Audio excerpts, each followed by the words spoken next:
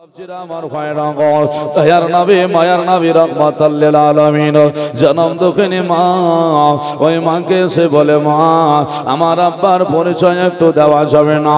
আব্বা কোথায়, আব্বা কেন আসে না? আর যেমনই বাবা বাপের কথা বলে, স্বামী হারা কোনো মা যদি আমার থাকে আর স্বামীর কথা যদি কেউ স্মরণ করে দেয়, ওই মহিলাটা বাবা থাকতে পারে না। আমার নবীর কথা শুনে জনম দুঃখিনী মা রাসূলের কান্না করতে আরম্ভ করেছে। আল্লাহর নবী তাকায়া দেখেন মায়ের চেহারার দিকে, মা আপনার যেন দাঁড়িয়ে দাঁড়িয়ে কাঁদে, আর কথা বলে না। নবী বলছেন বলে মা কেন কথা হয় না? ওগো মা তুমি কেন আমাকে কথা বলো না বলো? ওগো মা আমি কি অপরাধ করে ফেললাম? আমার কি অন্যায় হয়ে গেল গো মা? আমার কথাই কেন মায়ের চোখের পানি? আল্লাহর নবী রহমাতাল লিল আলামিন দয়ার নবী দুই হস্তখানা উঠাইয়া দিয়া আপনার জনম দুঃখিনী মায়ের চোখে লাগায়া পানি মুছাইয়া দিয়া বলে মা কোন সন্তানের যদি আঘাতে মা কান্না করে, ওই কান্নার কারণে আমার আল্লাহর সন্তানকে মাফ করবে না। ওগো মা গো আমি অপরাধ করিনি, অন্যায় করিনি মা, আজকে কান্না করিয়েন না, একটু যেন কথা বলতে হবে। দয়ার নবীর কথা যখন আবার শুনে নিলেন, বলছেন বলে বেটা রে আমি তোমার কথাই অন্যায় পাইনি, তোমার কথাই কান্না করি না। ও বেটা মুহাম্মদ আমি তোমার কথাতে যেন দুঃখ পাই না, তবে একটা দুটো নয় গো বেটা, 7টা বছর হয়ে গেল আমি তোমাকে যেই দিন গর্ভে ধারণ করেছিলাম তারপর থেকে 6টা মাস যখন হয়েছিল, 6 মাস বয়স তুমি আমার পেটে, ওই সময় তোমার আব্বা তোমাকে আমাকে ছেড়ে পৃথিবীর সকলকে ছেড়ে দুনিয়া ছেড়ে চলে গিয়েছে। বেটা রে সেই দিন থেকে আমি এত কাতর হয়েছিলাম, আমি এত ব্যথায় ব্যথিত হয়েছিলাম বেটা, আমি থাকতে পারতাম না বিছানে, রাত্রিতে ঘুম আমার হতো না রে বেটা। এমন ভাবে রাত্রিতে মনে পড়তো স্বামীর কথাটা, আমি রাত্রিতে আর ঘুমাতে পারতাম না বেটা। ওই সময়তে আমি দেখেছি প্রতি মাসে একবার করে একটা করে নবী এসেছিল আমার কাছে প্রথম মাস। ও বেটা তুমি যখন তো সেই সময়তেও নবী এসেছিল, তোমার আব্বা চলে যাওয়ার পরে নবী আসা বন্ধ হয়নি। 8 মাস ধরে আমার কাছে 8 জন নবী এসে আমাকে যেন সুসংবাদ দিয়েছিল, তোমার কথা আমাকে বলে গিয়েছিল রে বেটা তুমি আখেরে জামানার পয়গম্বর, তোমার মতো জগতে কেউ হবে না। তোমার জন্য কাবা কেঁদেছে, তোমার জন্য চন্দ্র কেঁদেছে, তোমার জন্য আজকে যেন সারা পৃথিবী চাগার পাখির মতো চেয়েছিল কখন মোহাম্মদ আসবে, কখন নবী আমাদের বুকে আসবে, কিন্তু দুপায়া মানুষ কিছু তোমার দুশ্মনী করেছে। এই মানুষের তোমার যেন দুশ্মনী করেছে, আমাকে এত আনন্দ দিয়েছে। সেই তোমার আব্বা আজকে বিগত 7 বছর পূর্বে আজকে ছেড়ে চলে গিয়েছে তোমাকে আমাকে, আর সেই দিনকার কথাটা আজকে যেন মনে পড়ে গেল, এর জন্য চোখের পানি ধরে রাখতে পারি না বেটা রে, আর কাঁদতেছ না। তোমার বাবার কথা শুনে আমার যেন আরো ভালো লাগে না। নবী চোখের পানি মুছায়া বললেন মা আব্বা তাহলে আমাদের ছেড়ে চলে গিয়েছে বলে হা, ওগো মা আর কাঁদতে হবে না, চোখের পানি ফেলতে হবে না গো মা, তাহলে পরে এতদিন আপনি এখানে করে আছেন বলে হা, বলে মা আব্বা না হয় কবরে চলে গেল, কিন্তু আমি তো রাস্তায় অনেককে দেখেছি আর তাদের নানারা আসে, কখনো তাদের নানিমা আসে, কিন্তু আমার নানাও আসেনি কোনদিন, নানিমাও আসে না। আমি না বলছেন আল্লাহ, আবার কি প্রশ্নে পড়লাম উত্তরটাকে দেব। সঙ্গে সঙ্গে আমিনা রাদিয়াল্লাহু তাআলা আনহা উনি যেন বলছেন বলে বেটার মাথায় হাত বলে, বেটা রে আর কাঁদতে হবে না, চোখের পানি ফেলতে হবে না বেটা। বলে কেন? ও বেটা তোমার আব্বা যখন আমাকে ছেড়ে চলে গিয়েছে সেই দিন থেকে মনে চিন্তা করেছি আর বাপের বাড়ি যাব না, মনে মনে ভেবেছি ওই বাপের বাড়িতে গেলে কেউ বলবে কপাল ফোড়া, স্বামীর ঘর থেকে ফেরত চলে এসেছে। যেই মহিন আমার যেই মা স্বামীর খচ্চড়ি বাপের বাড়িতে থাকে, তাকে বাবা সবাই একটু ভালোবাসে না। ও মুসলমানেরা, কিন্তু সবাই না বাবা। কেউ যদি স্বামীকে ইচ্ছাকৃত ছেড়ে আসে, আর স্বামীটা যদি ভালো ছিল, এইরকম যদি রিপোর্ট থাকে, ওই মেয়েটাকে সবাই যেন ঘৃণা করে, করে না করে না? তোর স্বামী এত ভালো রে, তোর কপালে ভাত জুটলো না, তুই আজকে যেন স্বামীর ভাত খেতে পারলি না। কিন্তু বেটা গো, আমার যে স্বামী নাই, দুনিয়া ছেড়ে চলে গিয়েছি, আমি কার কাছে কি কথা শুনবো? আর তোমার দাদা এত ভালো, এত ভালো, তোমার দাদা আমাকে ছাড়তে চাইনি। যাইনি বেটা, 7 বছর হলো বিয়ে হওয়া, আমি যেন যাইনি বাপের বাড়ি। তাই নাকি? বলে হ্যাঁ। মাকে বলে মা গো, এবার কিন্তু যেতে হবে, কারণ বাচ্চাদের নানা নানি বাড়ি বেড়ানোর শখ আছে, আছে না? আছে। নবী বললেন মা তাহলে যেতে হবে, একটু শখ আমার আছে। আমি না বললেন বেটা গো, তোমার দাদা মনে হয় যেতে দেবে না। বলে কেন? বলে তোমার দাদা আমাকে আর তোমাকে বাড়িতে না থাকলে থাকতে পারে না।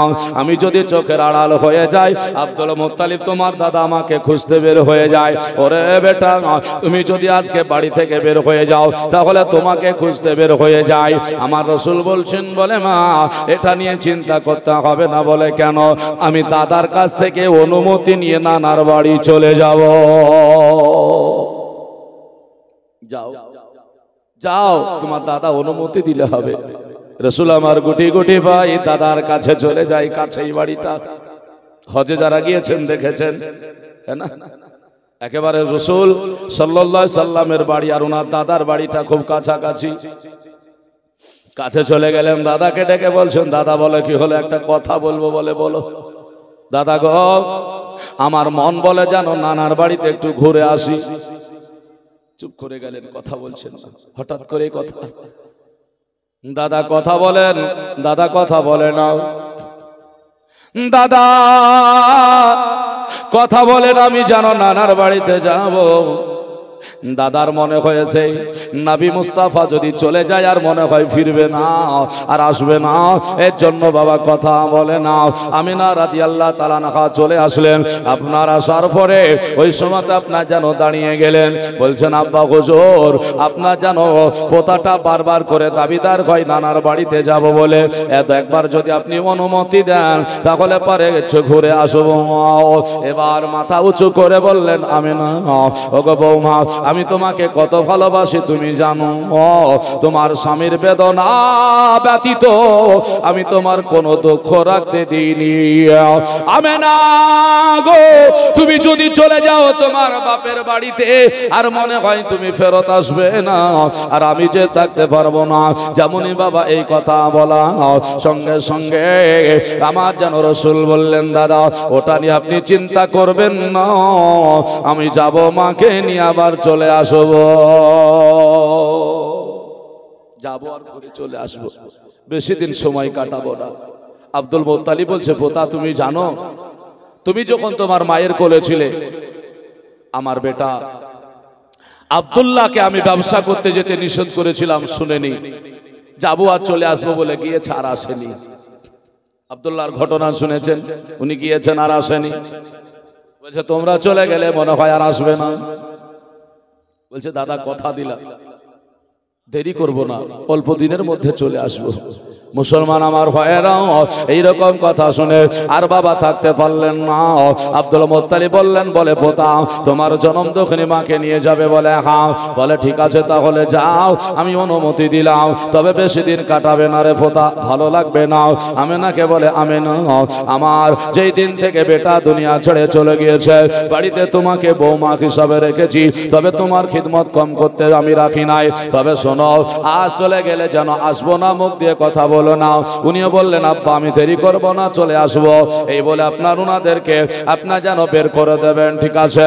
আব্দুল মুত্তালিব চিন্তা করেন, আল্লাহ এই সময় যদি এদেরকে মরুভূমির উপরে ছেড়ে দেওয়া হয়, একটা বাচ্চা ছেলে আর নারী বলে যাওয়া সম্ভব হবে না, আর সঙ্গেই বা কারে দেব? আজকে একজন মহিলা নারীর সঙ্গে পুরুষকে দেওয়া যাবে না। এর জন্য চিন্তা করলেন, বলে আমিনার সঙ্গে একটা মহিলাকে সঙ্গে দেওয়া যাক। এবার উম্মে আইমানকে ডাকা হলো। উম্মে আইমানকে বলছেন, উম্মে আইমান আমেনা বাপের বাড়ি যাবে গো, আমার পোতা মোহাম্মদ নানার বাড়ি যাবে, একটু তুমি সঙ্গ হয়ে আমেনার সাথে আব্দুল ওহাব জোহরীর বাড়িতে চলে যাও। পুরুষ ছাড়া, নারী ছাড়া পুরুষ তো দেবেন না। আর আমাদের অনেকেই স্বামী ছাড়াও চলে না, কি বলেন? চলে না? ও মুসলমান আমার ভাইরা, একটু লক্ষ্য করবেন, বুঝতে পারবেন আমাদের অনেকেই বেটা ফেলে, সন্তান ফেলে দিয়ে চলে গেল। মা বেটা দোয়া করবে? বেটা দোয়া করবে না। এইরকম বাবা মা হওয়ার একবারও মনে ইচ্ছা করবেন না যে আমি বেটাকে ফেলে চলে যাব। কারণ বেটার দোয়াতে মা বাবা জান্নাত যাবে, বেটার দোয়াতে মা বাবা জান্নাত যাবে গো। আর মায়ের দোয়াতে বেটা জান্নাতে যাবে। মা আর বেটা উভয়ের খুব দরকার। যদি সন্তান মা একসঙ্গে মিলিতভাবে এক অপরের দোয়া না নিতে পারে, কবরটা আমাদের জন্য ভয়াবহ হয়ে যাবে। কোরআন বলছে, আমি নয়, সন্তান যদি একবার দোয়া করে দেয়, মা শুনুন, বাপেরা শুনুন, একবার যদি দোয়া হয় রব্বির হামহুমা কামা রব্বায়ানি সগীরা, তাহলে আল্লাহ বলছেন এই দোয়া যদি করে দেয় তাহলে পরে তার বাবা মাকে আল্লাহ পাক কবরে খেলনা দুলনা স্বরূপ রাখবে। বলছে সন্তানের দোয়াতে বাবা জান্নাতেও, মায়ের জান্নাতেও চলে যাবে। জোরে বলা যাবে না? তাহলে সন্তানের দরকার আছে না নাই? একটু জোরে বলতে হবে, আছে না নাই? হ্যাঁ মুসলমান আমার ভাইরা, আল্লাহর নবী অনুমতি পাওয়ার পরে উম্মে আইমানকে সঙ্গে করে নিয়ে বাবা মরুভূমির উপর দিয়ে চলে যাবেন। এবার সব প্রস্তুতি হয়ে গেল। আপনার জানা ওটের উপরে চাপায়া দিয়া বা আমিনা রাদিয়াল্লাহু তাআলা আনহা উম্মে আইমানকে সঙ্গে নিয়ে চলে যাবে। উম্মে আইমান লাগাম ধরেছে উটের, এক পা দুই পা করে গুটি গুটি পাই আপনার জানো হেঁটে হেঁটে চলে যায় মরুভূমির উপরে। বাবা গরম বালু, তাপ এসেছে, রোদ্দুরের তাপ লেগেছে, গরম ধরেছে, চলতে পারে না। উম্মে আইমান আপনার যেন ক্লান্ত মনে হলো, চেহারা দিয়ে আপনার যেন পাসিনা বের হয়ে গেল। আমিনা রাদিয়াল্লাহু তাআলা আনহা তিনি বললেন, ওগো উম্মে আইমান, কোন একটা বাড়ি ফেলে দাঁড়িয়ে যাবে, আর সেখানে আমরা একটু বিশ্রাম নেব, তারপরে বেরিয়ে যাব। উম্মে আইমান বললেন, ঠিক আছে, কোনো অসুবিধা নাই। তবে যেতে যেতে যেতে যেতে বাবা এমন একটা রাস্তা চলে আসলো, ওই রাস্তাটা হলো 4 রাস্তার মোড়। ওই 4 রাস্তার মোড়ের মতো জায়গায় গিয়ে আমিনা রাদিয়াল্লাহু তাআলা আনহাকে উম্মে আইমান বলছেন, আমিনা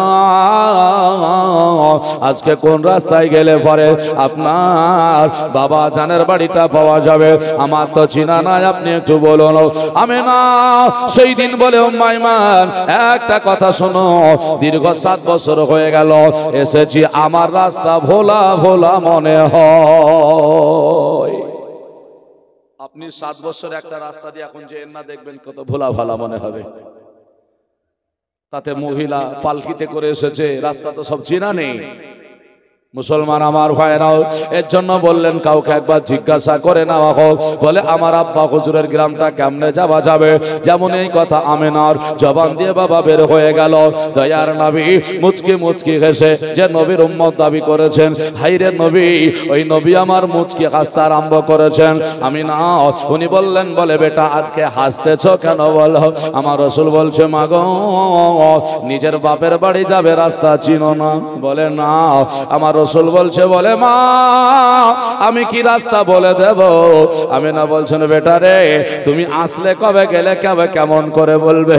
আমার নবী বলছে, আপনি কাউকে জিজ্ঞাসা করবেন ঠিক আছে, তবে আমি আগে বলে দিই, তবে কারো জিজ্ঞাসা করবেন আমার বলাটা সঠিক হয় কিনা। বন্ধু আমার ভাইরা, আমিনা রাদিয়াল্লাহু তাআলা আনহা অবাক হয়ে গেলেন। উনি বললেন, বলে বেটা তুমি পথ চিনো না, তুমি আসনি, কেমন করে বলবে? উনি বললেন, বলে এটা আপনাকে চিন্তা করতে হবে না। দয়ার নবী মায়ার নবী রাহমাতাল লিল আলামিন আঙ্গুলটাকে ইশারা করে দিয়ে বললেন, হাজা সিরাতুত তরিক। ওগো মা গো, যে আঙ্গুলটা আমি খাড়া করেছি ওই খাড়া করা রাস্তাটা একবার যেন কাউকে জিজ্ঞাসা করে দেখেন, এটাই হলো আব্দুল ওহাব জোহরির বাড়ি যাওয়া রাস্তা। নবীকে নিয়ে প্রশ্ন করেন, নবী আমার ইলমে গায়েব জানে না, এর জন্য দলিল খুঁজতে হবে। নবী আগাম বলে দিচ্ছেন দলিল খুঁজতে হবে। নাউজুবিল্লাহ, আমরা দলিল খুঁজতে যাই না। বলবেন না খুঁজে মানেন কেন? তার জন্য দুনিয়ায় জায়গা পড়ে আছে। বন্ধু আমার ভাইয়েরা, কেন বলি শুনুন। হাজী সাহেব এখানে তো আছেন, আমার মনে হয় আমি চোখে দেখে এসেছি আছেন। আমার রাসূলের পাশে দুটো কবর আছে, আছে না নাই? দুইজনের কবর আছে, দুইজন সাহাবীর কবরটা ঠিক তিনজনের কবর এরকম। রাসূলের কবরটা একটু বাড়তি, আবু বকর সিদ্দিকের একটু কম, তারপরে হযরত ওমরের। আর পাশে একটা জায়গা পড়ে আছে, আছে না নাই? আছে না নাই? শুনেছেন না শুনেননি? জায়গাটা কার জন্য গো? ঈসা আলাইহিস সালামের জন্য, তাই না? আচ্ছা, জায়গাটা আমাদের মতো মানুষেরা রেখেছে না নবী আমার বলে গিয়েছেন? একটু জোরে বলা যাবে না? নবী আমার বলে গেছেন। কি বলেছেন? বলে ঈসা পয়গম্বর, তিনি আমার উম্মত হয়ে দুনিয়াতে আসবেন, সারা পৃথিবী ভ্রমণ করবেন, ইসলামের জয় জয়কার হবে, উনার ইন্তেকাল হবে। আর কবরটা কোথায় হবে? যে জায়গাটা, একটু জোরে বলা যাবে না? যে জায়গাটা পড়ে আছে ওই জায়গাতে নাকি আজ পর্যন্ত কোন মানুষের ক্ষমতা হলো না জায়গায় কবর দেওয়া হবে। বলুন না কেন ভাবছি। আচ্ছা বলেন তো, আমার আপনার কবর হবে কোন মৌলভী সাহেব বলতে পারবে? পারবে? মৌলভী সাহেবের ক্ষমতা নাই যে আপনার কবরটা কোথায় হবে, মৃত্যুটা কোথায় হবে। কিন্তু নবী বলছেন এই জায়গাটাই কবর হবে কার? হযরতে ঈসা নবী আলা নবিয়্যিনা আলাইহিস সালামের কবর হবে। তাহলে নবী মুস্তাফা আজকে দেখুন সারা পৃথিবীকে জানিয়ে দিয়ে গেলেন, আল্লাহ হলেন আলিমুল গায়ব, নবী হলেন ইলমে গায়ব। আল্লাহর দেওয়া গেলে, আল্লাহর প্রদত্ত গেলে, নবী মুস্তাফা আল্লাহর দেওয়া পাওয়া গেলে বলে দিলেন যে এই জায়গাটাই ঈসা পয়গম্বরের কবর হবে। জোরে বলে সুবহানাল্লাহ। আচ্ছা, এটা কি ভবিষ্যৎবাণী নয়? ভবিষ্যতের কথা নবী বললেন কিনা? এখনো আছে, কিয়ামত পর্যন্ত জায়গা থাকবে, কিয়ামত পর্যন্ত ওখানে কেউ কবর দিতে পারবে না। সেই নবী মুস্তাফা সাল্লাল্লাহু আলাইহি ওয়াসাল্লামকে আমার আল্লাহ এত পাওয়ারফুল বানিয়েছেন, এত পাওয়ারফুল বানিয়েছেন যে আল্লাহ নিজের পরে আমার নবীকে স্থান দান করেছেন। তাই নবী বলছেন, মা কাউকে জিজ্ঞাসা যদি করতে হয় তো করে নেন, অসুবিধা নেই। কেন না? বলে এই রাস্তাতেই আপনার আব্বা হুজুরের বাড়ি। নবীকে বলছেন, বেটা এই রাস্তায় তুমি কবে এসেছিলে? তুমি বললে কেমন করে বলো, আমি মেনে নিলাম। তো বলছেন, মাগো যেদিন আমি দুনিয়াতে এসেছিলাম, আসার সময়, আসার পরে কিছুক্ষণ সময় আপনার কাছ থেকে আমি গায়েব হয়েছিলাম, মনে আছে? জীবনী বক্তারা অনেকে বলেন কোল থেকে হারিয়ে গেলেন। তো বলছে হ্যাঁ, আমিনা রাদিয়াল্লাহু তাআলা বলছেন হ্যাঁ। বলে সেই দিন জিবরাইল আলাইহিস সালাম আমাকে নিয়ে সারা পৃথিবী ভ্রমণ করিয়ে দিয়েছে। আর ঝিলমিল করে আকাশের তারা, আকাশের তারা, ঝিলমিল করে আকাশের তারা, আকাশের তারা, পার করে নিও গো মোদের মা আমিনার দোলারা, ঝিলমিল করে আকাশের তারা, আকাশের তারা।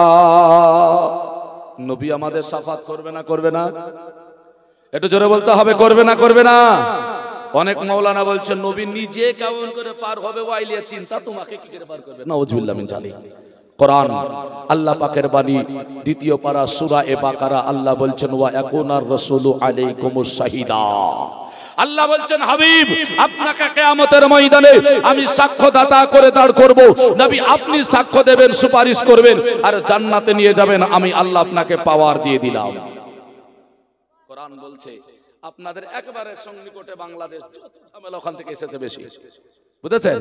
মোবাইল আসার পরে ইয়া নাই ও মুহাম্মদ সাল্লাল্লাহু তাআলা আলাইহি ওয়াসাল্লাম। বাবজি আমার ভাইরা, কবি এর জন্য বলছে আর ঝিলমিল করে আকাশের তারা, আকাশের তারা পার করে নিয় গো মোদের মা আমিনার দোলারা। ঝিলমিল করে আকাশের তারা, আকাশের তারা বারের বিওল আওয়ালে আসিলেন মা আমিনার কোলে, সাজদাতে মাথা রেখে কাঁদিলেন উম্মতি বলে। বাচ্চা হলে কাঁদায় না? কেউ দেখেছেন বাচ্চাকে কি করে কাঁদায়? আমরা জানি না, মানে মায়েদেরকে জিজ্ঞাসা করেন বলতে পারো। বাচ্চা যখন হয় না তখন আর ঠ্যাং দুখানকে ধরে যদি না কাঁদে ডাক্তার চড় মারে, কান না কাঁদলে অসুবিধা, বুঝেছেন? যদি না কাঁদে তো বলবে তোমার ছেলে বুবা হবে, কথা বলবে না। আর যদি কাঁদে তো ঠিক আছে, নাকি বলেন? আচ্ছা, বাচ্চাকে কাঁদায় না? কাঁদায় না? কাঁদায় না? কাঁদায়। তার মানে ডাক্তার প্রথম থেকেই শিক্ষা দিচ্ছে এটাই, বলে বাচ্চাকে তুমি যেভাবে চালিয়ে নেবে সেভাবে চলবে, হ্যাঁ না? এর জন্য প্রথম কানাই। এর জন্য দেখবেন বাচ্চাকে আপনি যেভাবে মুখের কথা বলবেন, বাচ্চা তো আপনার পড়া ডাইরেক্ট শিখতে পারে না, এর জন্য মুখে যেভাবে বলবেন সেভাবে শিখবে। ওকে যদি মুখ টেढ़া করে বলেন তো ও টেढ़া করে বলবে, ওকে যদি ব্যাস সোজা করে বলেন সোজা করে বলবে, হ্যাঁ না? শান শুনুন, বুঝতে পারবে কে কেঁদেছিল। বারের বিওল আহওয়ালে আসিলেন মা আমিনার কোলে, সাজদাতে মাথা রেখে কাঁদিলেন উম্মতি বলে। কিয়ামতের কঠিন দিন নবী বলে বানায় মোর সাহারা। ঝিলমিল করে আকাশের তারা, আকাশের তারা পার করে নিয় গো মোদের মা আমিনার দোলারা। ঝিলমিল করে আকাশের তারা, আকাশের তারা নবী যখন আসিলেন এ দুনিয়ার মাঝে, আল্লাহ তাআলার ফেরেশতারা নবীকে সালাম করে। নাকি বলছেন? নবী যখন আসিলেন এ দুনিয়ার মাঝে, আল্লাহ তাআলার ফেরেশতারা নবীকে সালাম করে। নবী আসিল বলে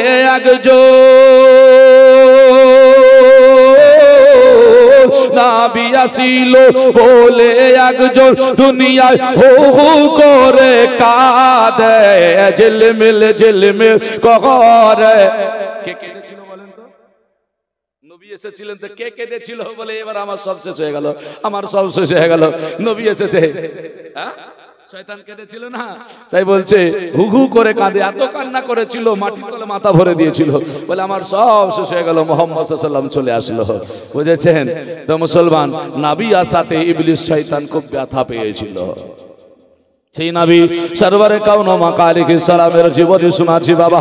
নবী আমার বলে দিলেন, বলে মা এই রাস্তা ধরে গেলে আপনার আব্বা হুজুরের বাড়িটা পাওয়া যাবে।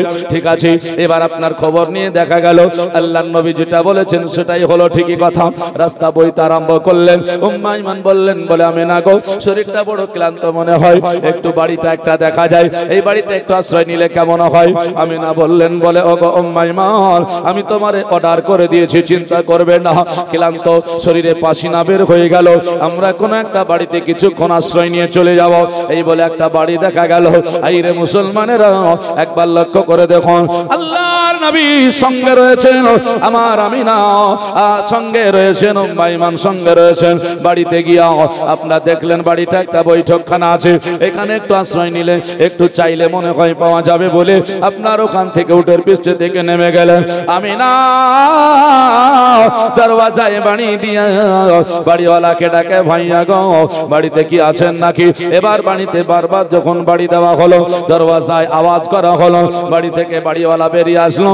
আসার পরে বলল, কে তুমি, কে একবার তোমার পরিচয় দাও। উনি বললেন, আমিনা বলছেন, বর্তমান আমার বাড়ি হলো মক্কা শরীফে, আজকে কুরাইশ বংশে আমার জানো বাড়ি। বলে কেন? বলে ওখানেই বা থাকো নাকি? বলে হ্যাঁ। বলে তোমার নাম কি? বলে আমিনা। বলে তাই? বলে হ্যাঁ। বলে এখানে কোথায় এসছো? বলে আব্বা হুজুরের বাড়ি যাব। আব্বা হুজুরের বাড়ি বলাতে আপনার জানো বললো, আমিনা গো তোমার আব্বা জানের বাড়িটা কি? বলো। বলে আব্দুল ওহাব জোহরি। আর যেমনই বাবা আব্দুল ওহাব জোহরির নামটা বলা, আব্দুল ওহাব জোহরিকে চিনতো, জানতো। বললো, ওগো আমিনা, তাহলে তুমি ওই আব্দুল মুত্তালিবের বৌমা। বলছে বেরিয়ে আসলো দরজার গেট কো দরজা খুলে দিন। বেরিয়ে এসে দেখছে আমার রাসূল দাঁড়িয়ে আছে। আল্লাহর নবীর চেহারার দিকে তাকায়, আমিনার দিকে তাকায়। আপনার যেন মিল করছে। কি মিল করে? মানে তাওরীত কিতাবের সঙ্গে মিল হয় কিনা দেখি। তাওরীত কিতাবে তো আছে, বলে আখের জামানার পয়গম্বর যিনি হবেন তিনার সুরাতটা বর্ণনা দেওয়া আছে, ওনার আব্বা জানের নামটা বর্ণনা দেওয়া আছে। বলছে এটা যদি আমিনা হয়, বলে ওটা তাহলে মুহাম্মদ হবে, আর ওনার পিতার জানের নাম আব্দুল্লাহ হবে। আমিনাকে বলল, আমিনা গো আমি যে কথাগুলো বলছি একটু হ্যাঁ না না বলবে। বলে বলো। আমিনা একটু বলো, তোমার বেটার নাম মুহাম্মদ? বলে হ্যাঁ। তোমার স্বামীর নাম আব্দুল্লাহ? বলে হ্যাঁ। আমিনা বলছেন, জানলেন কি করে? বলে জানলাম তাওরীত কিতাব পড়ে। ওগো আমিনা একটু আমাকে ক্ষমা করবে। বলে কেন? আমিনা গো আমি তোমাকে জায়গা দিতে পারবো, এখানে আশ্রয় দেব, এখানে তুমি বিশ্রাম নেবে, আরাম করবে, তোমাকে খেতে দিতে পারবো। তবে আমিনা তোমার সঙ্গে যে ছেলেটা আছে ওই ছেলেটাকে আমি জায়গা দিতে পারবো না। বলে কেন? আমার ছেলেটা অপরাধ করেছে নাকি? বলে আমিনা তোমার ছেলে অপরাধ করে না, তোমার ছেলে অন্যায় করে না, তবে তোমার ছেলেকে জায়গা এই কারণে দিতে পারবো না, কারণ তোমার ছেলে হলো আখিরি জামানার পয়গম্বর। ওরে আমিনা তোমার ছেলেটাকে যদি আমি জায়গা দিয়ে দিই, আমাদের সমাজ আমাকে রাখবে না, আমাকে যেন আলাদা করে দেবে, কারণ তারা জানে বলে শেষ জামানার নবী মুহাম্মদ হবে, তারা মায়ের নাম আমিনা হবে আর তার বাপের নাম আব্দুল্লাহ হবে। সে আজকে যেন আমাদের ধর্মের বিরোধিতা করবে, কারণ সে ছিল ইহুদি। আপনার যেন বলল, বলে আমি মেনে নিতে পারলাম না। আমিনা বলেন, ভাইয়া গো আমি খুব ক্লান্ত, একটু আশ্রয় আমার বেটাকে নিয়ে নিতাম, আর হবে না। বলে যেখানে আমার বেটার জায়গা হবে না আমি মা এখানে থাকতে পারি না। নবী বলেন, মা ওগো মা এরা কেন জায়গা দেয় না? আমি তো তাদের অপরাধ করিনি। আমিনা বলছেন, বলে বেটা গো তুমি অপরাধ করনি, কোনো অসুবিধা নাই, কারণ তোমার জন্যই জায়গা হয় না, কারণ তুমি যে আল্লাহর প্রেরিত দূত। তুমি যদি জগতের বুকে থাকো, সারা ইসলাম সারা পৃথিবীর বুকে ছড়িয়ে যাবে। ওগো মুহাম্মদ চলো, এখানে জায়গা হবে না আমাদের। আল্লাহর নবীকে নিয়ে আপনার যেন গুটি গুটি পাই, সেই জায়গা থেকে আপনার যেন চলে যায়। এই করে আপনার যেন তৈলেন। এবার আপনার যেন সত্যিকারে ওখান থেকে চলে গেলেন। ইহুদি তাকায়া তাকায়া দেখলো, বলার আফসোস লাগে বাবা, ইহুদি সেই সময় ইসলাম গ্রহণ না করলেও, আপনার কালেমা না পড়লো, এটা মুহাম্মদ আর আখেরি জামানার পয়গম্বর এটা কিন্তু জেনেছিল, এটা কিন্তু জেনেছিল বাবা।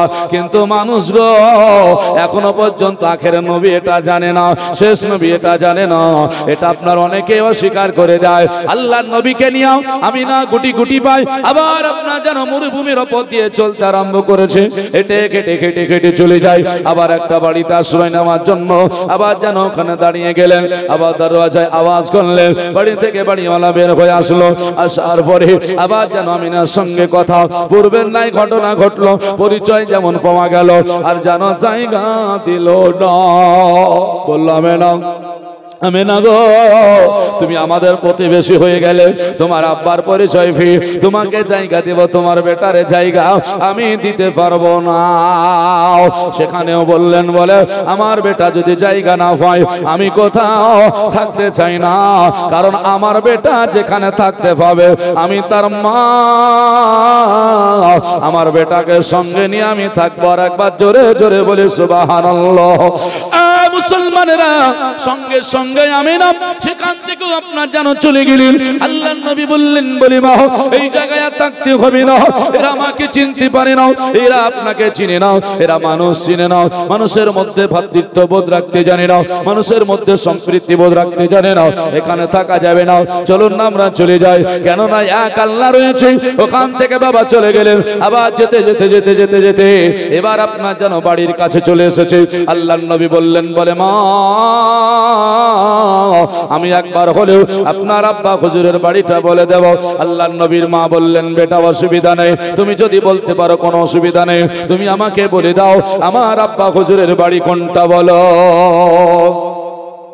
আল্লাহর নবী বলেন, ইশারা করে আল্লাহর নবী সাল্লাল্লাহু আলাইহি ওয়াসাল্লাম বললেন, ইশারা করে যে আঙ্গুল দিয়ে দেখাচ্ছেন খাজা বাইত আব্দুল ওয়াহাব জোহরি, বলছে এই বাড়িটা যে দেখতেছেন এই বাড়িটা হলো আপনার আব্বা আব্দুল ওয়াহাব জোহরির বাড়ি, তাই নাকি? বলে আমি না মুচকে মুচকে হেসে দিলেন, বললেন, বেটা গো আমি তোমার সব কথাগুলো নোট করে রাখতেছি, আজকে তুমি এটাও চিনে গিয়েছো। বলে হ্যাঁ। বলে মা আপনি কোনো চিন্তা করবেন না, হে মুসলমানেরা, নবী আমার নানার বাড়িতে হাজির দিলেন, আমি না নিজের আব্বা হুজুরের বাড়িতে হাজির দিলেন।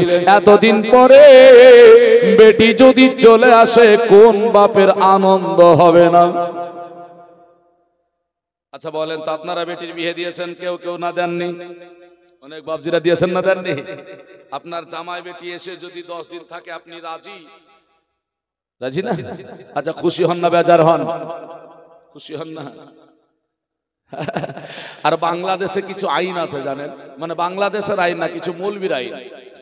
মৌলবী সাহেব বলছে, বলে বেটি যদি বাড়িতে এসে জামাই বেটি ধরেন, বাড়িতে আসলো 1 দিন 2 দিন 3 দিন, নবী বলেছেন 3 দিন মেহমানদারি সুন্নাত, তো বলছে 3 দিন যদি থাকে অসুবিধা নাই, 4 দিন যদি থাকে তো বলছে জামাইকে টাকা দিতে হবে শ্বশুরকে, মানে 1 দিনকার খাবারের।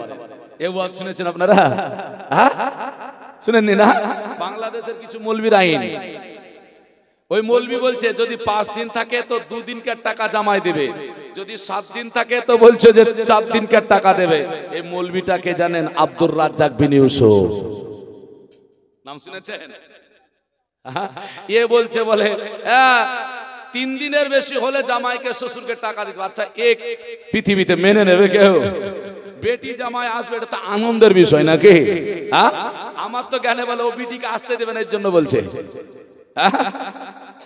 মুসলমান অবাক করা কাণ্ড গো, এমন এমন ফতুয়া দেয়, আপনি যদি কাছে পেতেন তো বলে ওর মাথায় ঠোক করবে, মাথাটা ফেটে দিই। আবার বলছে কি জানেন? বলে 1 বালতি পানি পেশাবে যদি চাদর চুবড়িয়ে নামাজ পড়ো তাও নামাজ হবে। মানে ব্রেনটা সবসময় ঠিক থাকে কিনা আল্লাহই জানে, বুঝেছেন? কিন্তু তার যে ফলোয়ার নাই তা না, ফলোয়ারও আছে তার। মুসলমান আমার ভাইরাও ও দরদিরাও, আল্লাহর নবীর কথা শুনুন, আমরা কিন্তু ওই ধরনের মানুষ না, আমরা পবিত্র মানুষকে পবিত্র জায়গায় আপনার নামাজ পড়ার জন্য বলে। দয়ার নবী মায়ার নবী নানার বাড়িতে আনন্দের সহিত বাবা থাকতে আরম্ভ করলেন। 1 দিন 2 দিন করে বাবা 3 দিন পার হয়ে গেল। আল্লাহর নবী বললেন, বলে মা আমরা আর থাকতে চাই না। বলে কেন? আমার রাসূলুল্লাহ 3 দিন পার হলে কেন বললেন? বলে আমার নবী বলছেন, বলে মা একটা কথা শুনতে হবে। বলে কি? বলে আমরা যেই দিন আসি সেই দিন যেন আমাদের দাদা আমাদের জন্য একটা শর্ত দিয়েছিল। কি শর্ত? বলে শর্ত এটাই দিয়েছিল, বলে কোথা বেশি দিন থাকা যাবে না। ওগো মা একটু দেরি হয়ে গেল, এই করে করে বাবা 4 দিন সময় হয়ে গেল, আর আপনার যেন 5 দিন হয়ে গেল।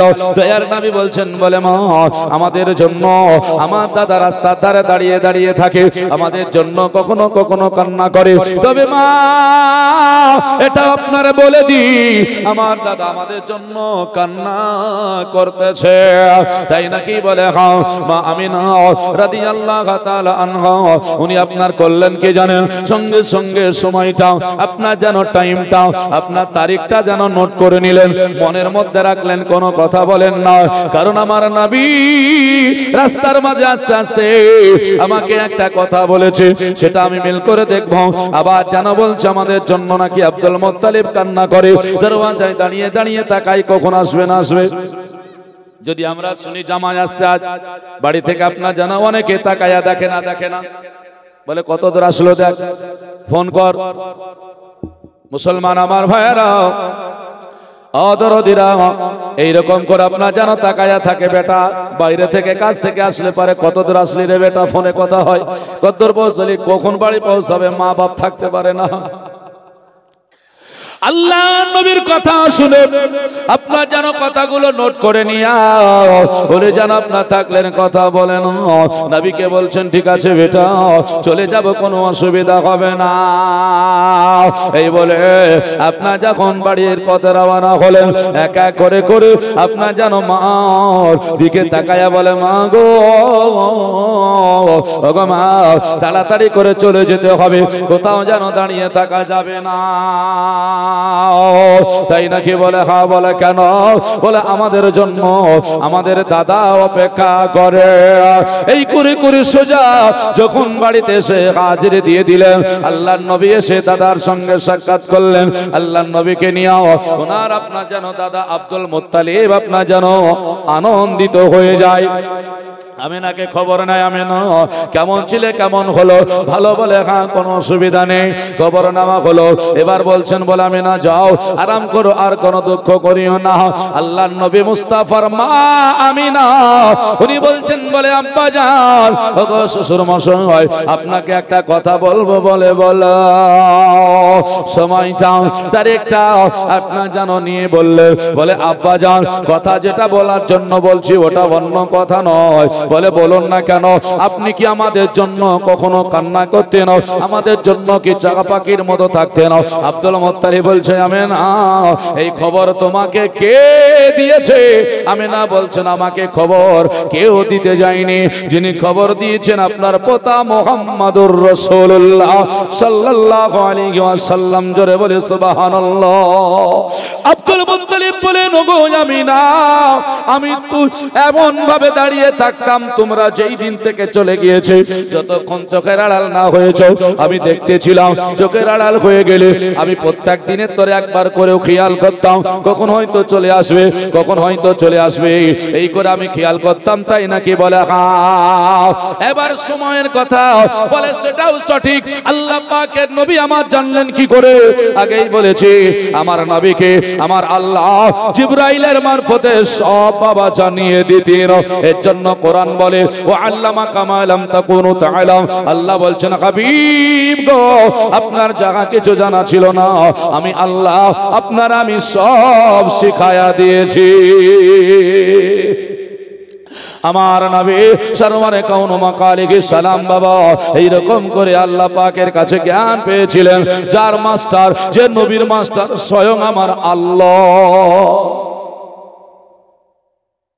বলছেন হ্যাঁ, নবী যেগুলো বলেছেন সব কথাগুলো সত্য, একটা কথাও ভুল নয়।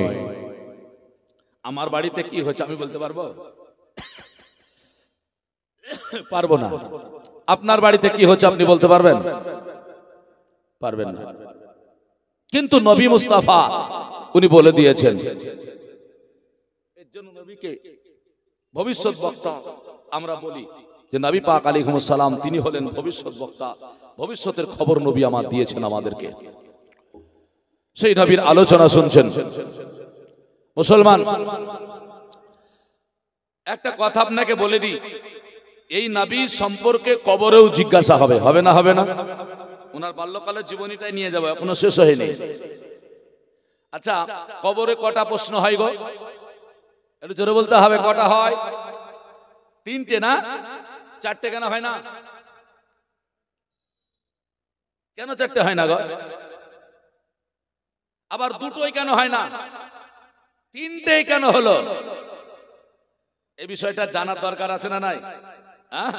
বলে তিনটেই কেন কবরে প্রশ্ন হলো, চারটেও হচ্ছে না, দুটোতেও হচ্ছে না। আর একটা কথা, এটাও ফয়সালা দিয়ে দেবো। আর একটা বলে দিই, আচ্ছা কবরে আমলের কথা জিজ্ঞাসা হবে না ইমানের? জোরে বলবেন না? ইমান ভাইজান ওয়াজ শুনেন ইমানের কথা, কিন্তু অনেক আমরা ক্যাসেটের আগে শুনেছিলাম যে বলছে কবরে আমলের কথা হবে। আমল আমল, তুমি দুনিয়ায় কে কি ওয়াদে কালাম আছে, আমল করো, আমল বলে না, বলেন অনেকেই। হ্যাঁ, কিন্তু কবরে আমলের কথা হবে না। কবরে তিনটা যে প্রশ্ন হবে, তিনটাই হবে ইমান। তিনটেই কি হবে? এর জন্য আমরা মুসলিম তো এটা নিয়ে যান, দেখবেন ভালো লাগবে। কবরে যে প্রথম প্রশ্ন হয়, তিনটে কেন হয়, চারটে কেন হয় না, এটা বলে দিচ্ছি। প্রথম প্রশ্ন হয় মান রব্বুকা, তাই না? মান রব্বুকা, তোমার রবকে বলো। তো দুনিয়াতে যদি এক আল্লাহকে মেনে জান্নাত পাওয়া যেত, তাহলে আর দ্বিতীয় প্রশ্ন দরকার হতো না। বলে দিতাম রব্বি আল আল্লাহ, আমার রব আল্লাহ, তাই না? তাহলে কিছু সংখ্যক মানুষ আমাদের আছে যারা এক আল্লাহকে স্বীকার করে, ছাড়ো সব আল্লাহ মানলেই হবে, বলে না? বলে না শুধু আল্লাহ মানলেই হবে, বলছে হবে না। আল্লাহ যে তুমি মানবে তার জন্য বলছে তোমাকে ধর্মটাও ঠিক রাখতে হবে। বলে কি ধর্ম? কোরআন দেখুন ফলো করে, আপনাকে জিজ্ঞাসা করা হবে কবরে, মা দিনুকা, তোমার ধর্মটা কি বলো? হবে না? হবে না। তাহলে ওই মানুষের জন্য দুটো প্রশ্ন আসলো, যেই মানুষ এক আল্লাহ ব্যতীত মানে না, ধর্ম ঠিক মানে না, যে যার ধর্ম সে তা করবে, এটা বাস্তব। কিন্তু আপনি যখন ইসলাম ধর্ম গ্রহণ করেছেন, আপনাকে ইসলামের গুণগান করতে হবে। হবে না? হবে না? হবে। অতএব আপনাকে জিজ্ঞাসা করা হবে তোমার ধর্ম, তো বলবেন দিনী আল ইসলাম, আমার ধর্ম হলো ইসলাম। তো শুধু আল্লাহকে মেনে জান্নাত পাওয়া যাবে না, এর জন্য নবী বললেন তোমাকে ধর্ম ঠিক রাখতে হবে। আর যদি তুমি বলো যে না ধর্ম কি আছে, সব ঠিক আছে, তোমার যাওয়া যাবে না কবরে, ওখানেই শেষ। তাহলে আল্লাহ মানতে হবে এক, আর ধর্মকেও ঠিক রাখতে হবে না? হবে না? আপনি এড়িয়ে চললে হবে না, ধর্ম আছে এড়িয়ে চললে হবে না। আপনি ইসলাম ধর্মে আছেন, ইসলাম ধর্মের কানুন আপনাকে মানতে হবে, তবে জান্নাত পাবেন, নজর পাবেন না। অত সহজ নয়। 3 নাম্বার, তাহলে দুটো এখানে হয়ে যেত, কারণ ধর্মটাও পেয়ে গেলাম। কোরআন যেহেতু বলছে ইন্নাদ দীনা ইনদাল্লাহিল ইসলাম, আল্লাহ কোরআনে বলেন নিশ্চয় আমার কাছে মনোনীত পছন্দনীয় যদি ধর্ম থাকে, সেই ধর্মটার নাম কি? ইসলাম। তাহলে এখানেই তো আমাদের কবরে শেষ হয়ে যেত, যে এক সৃষ্টিকর্তাকে পেয়ে গেছি, ধর্মটাও সঠিক পেয়ে গেছি, নাকি বলেন? আর কোন গল্প ছিল? আবার 3 নাম্বার প্রশ্ন হলো কেন? 3 নাম্বার প্রশ্ন তো কেউ অস্বীকার করতে পারবে না। তাহলে 3 নাম্বার প্রশ্ন কি? মান নবিয়ুকা, আপনি এটাই নেন না? মা কুনতা তাকুলু ফি হাক্কি হাজার রাজুল, এইরকম প্রশ্ন আছে। কথা হলো আপনি মান নবিয়ুকা নেন, যে তোমার নবীকে বলো। আবার কবরে নবীকেও লাগলো, কবরেও। আচ্ছা, এই প্রশ্নটা কেউ অস্বীকার করতে পারবে? তাহলে এক আল্লাহ, ওটাও ঈমান, ইসলাম ধর্ম মেনে নিলাম, এটাও ঈমান। আবার নবী সম্পর্কে বলছে মান নবিয়ুকা, তোমার নবীকে বলো। তা আমার নবী মুস্তাফা সম্পর্কে যদি দুনিয়ায় না জানি, কবরে বের হবে? বের হবে না। এর জন্য নবী সম্পর্কে হবে। তো সবাই বলছে যে উত্তরটা কি হবে? তো সব মৌলভী সাহেবরাই বলেছেন, বলে কবরে উত্তরটা হবে আই হুয়া মুহাম্মাদুর রাসূল। কবরে উত্তরটা কি হবে? আই হুয়া মুহাম্মাদুর রাসূল। রাসূল সাল্লাল্লাহু আলাইহি সাল্লামকে ইশারা করে জানানো হবে যে আমাদের নবী ছিলেন তিনি মুহাম্মদ সাল্লাল্লাহু আলাইহি ওয়াসাল্লাম। তাহলে বোঝা গেল যে নবী বিহীন কবরেও পার হওয়া গেল না। এর জন্য বলছে ধর্ম মানতে হবে, আল্লাহ মানতে হবে, নবীও, নাহলে হবে না। আপনি একটা এর মধ্যে ছেড়ে দেন, মুসলমানের প্রমাণ দিতে পারবেন না। একটা ছেড়ে দিলে ধর্ম মুসলমান প্রমাণ করতে পারবেন না, আল্লাহ ছেড়ে দিলে মুসলমান প্রমাণ করতে পারবেন না, ধর্ম আর আল্লাহ মেনে নবী ছেড়ে দিলেও মুসলমান প্রমাণ করতে পারবেন না। এর জন্য 3টে লাগবে। তো 4টে হলো না কেন? বলে আর দরকার নেই, 3টে দিয়ে আল্লাহ ইসলাম পরিপূর্ণ করে দিয়েছেন। বলে কোরআনও দিয়েছেন, ধর্মও দিয়েছেন, আল্লাহ আমার দিয়ে দিয়েছেন, কোরআন নবীর উপরে নাজিল করে দিয়েছেন। এর জন্য বলছে কোরআন এসেছে নবীর পরে, নবীকে দিয়ে ওখানে শেষ। কবরে আর 4 নম্বরের আর দরকার হয় না। বুঝতে পারলেন না? পারলেন না? তাহলে ব্রেন থেকে এটা ফেলে দিতে হবে যে কবরে আমলের কথা জিজ্ঞাসা হয় না, ইমানের কথা জিজ্ঞাসা হয়। ভোলা ভালা মানুষ কেউ ভুগিয়ে দেবে, তুমি কি অদেখা লাভ আছে, তুমি আমল করো, আমল করো। বলে আমল করতে কে নিষেধ করেছে? আমল করলে ইমান শক্ত করে আমল করুন। মুসলমান যদি ইমানের ত্রুটি হয়ে যায় তাহলে জান্নাত পাওয়া যাবে না। বন্ধুগণ আমার ভাইরা, হে মুসলমানেরা, সেই দয়ার নবী মায়ার নবী রাহমাতাল লিল আলামিন উনি আপনার জানো সেই খবর শুনলেন দাঁড়িয়ে, মা আমিনা উনি আপনার জানো খবরটা শুনলেন। আব্দুল মুত্তালিব বললেন, বলে হ্যাঁ, যেই কথা তুমি আমারে শোনালে এটা হলো সত্য, এটা কোনো মিথ্যা কথা নয়, মিথ্যা গল্প নয়। আমি এই সময় কান্না করেছি, এই সময়তে আমি যেন তাকিয়ে থেকেছি। আল্লাহর নবীকে আপনার যেন ভবিষ্যৎ বক্তা বোঝা গেল। আর নবী মায়ার নবী রাহমাতাল লিল আলামিনকে নিয়ে আনন্দ করে। তবে বাবা ঘটনা শুনেছেন, আমি ওই দিকে যাব না। আল্লাহর নবী মা জনম দুঃখিনীকে নিয়ে আপনার যেন আব্দুল্লাহর কবর জিয়ারত করতে গিয়েছেন। আহলে সুন্নাত ওয়াল জামাতের মানুষ, আমরা হানাফি মানুষ বাবা, আমরা কবর জিয়ারত করি, কবর পূজা করি না। কবরে গিয়ে আপনারা আমরা জিয়ারত করি না কবর জিয়ারত করি, পূজা বাবা করি না। আমাদের কাজ আমাদেরকে করতে হবে বাবা। মুসলমান চলুন এগিয়ে যায়। সেইখানকার ঘটনা আলাদা। মা জনম দুঃখিনী দুনিয়া ছেড়েছিলেন, কিন্তু দুনিয়া ছাড়ার পরে আমার নবী মুস্তাফা দাদার কোলে ছিলেন। আমি বাল্যকালের কথা বলবো বলেছি। আল্লাহর নবীকে আপনার যেন কোলে তুলে নিয়েছিলেন। আব্দুল মুত্তালিব আর বলেছিলেন, বলে পোতাও এখন থেকে নিয়ে আমার কোলে তুমি থাকবে, আমার কাঁধে থাকবে।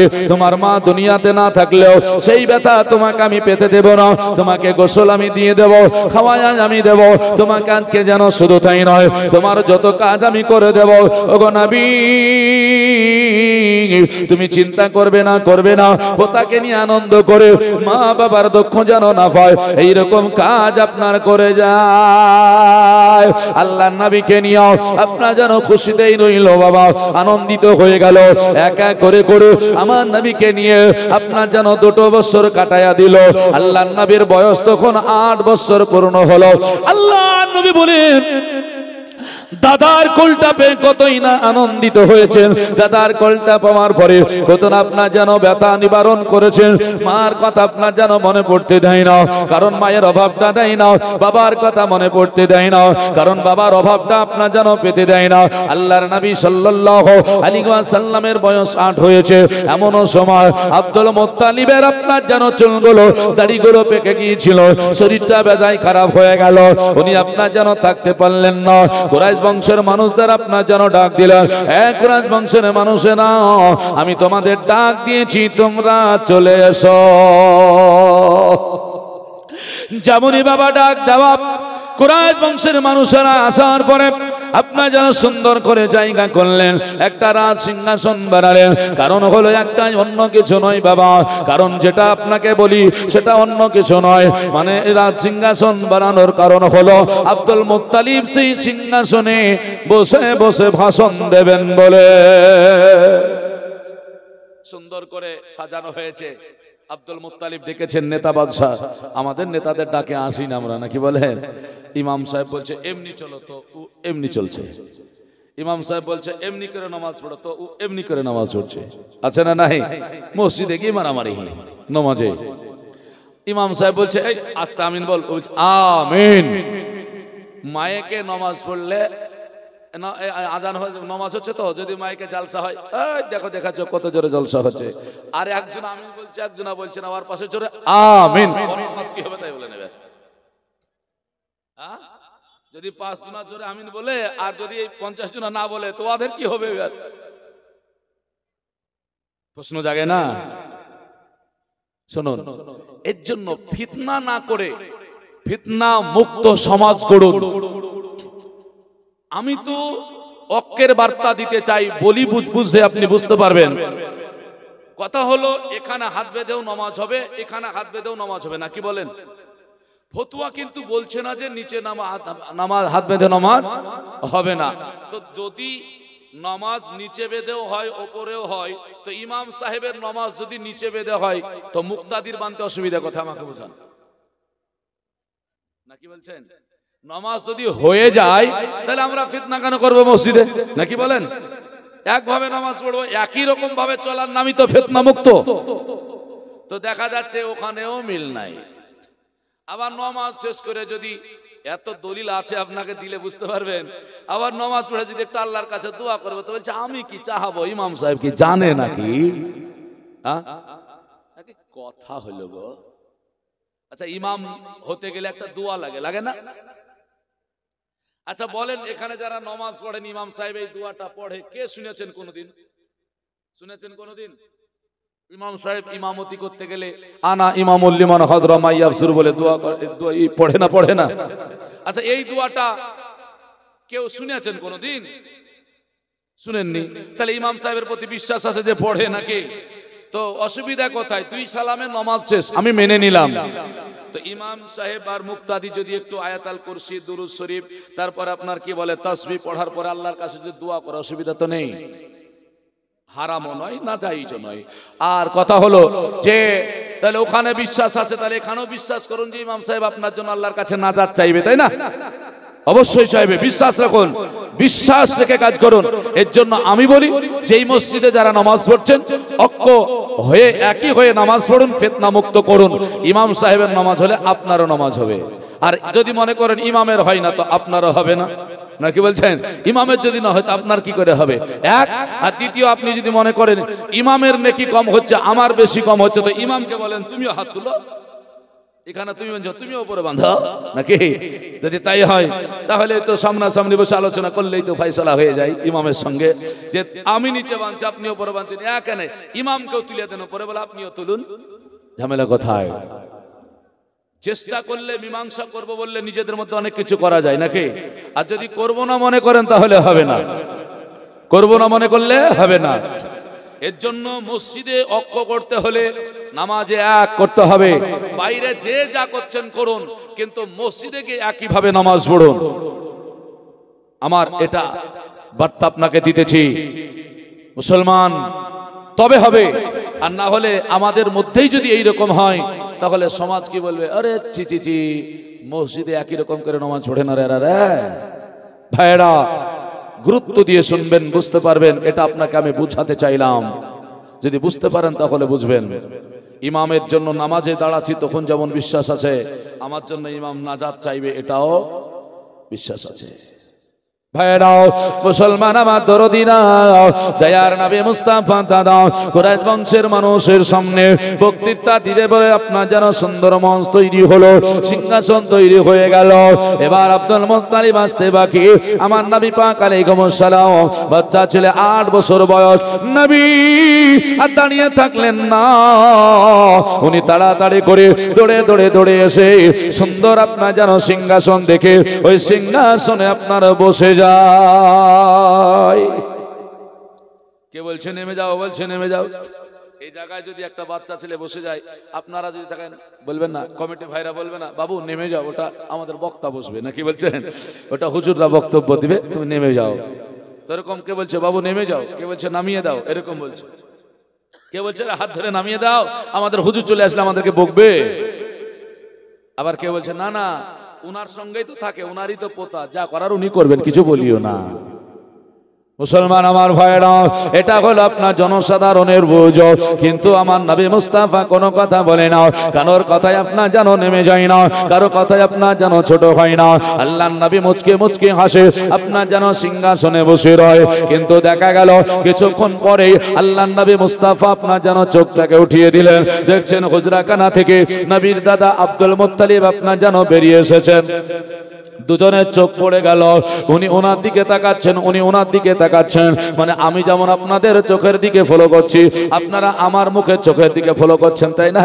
মানে চোখের চোখ যদি পড়ে মহাব্বত বেড়ে যায়, তাই না? চোখের চোখ পড়লে মহাব্বত বেড়ে যায়।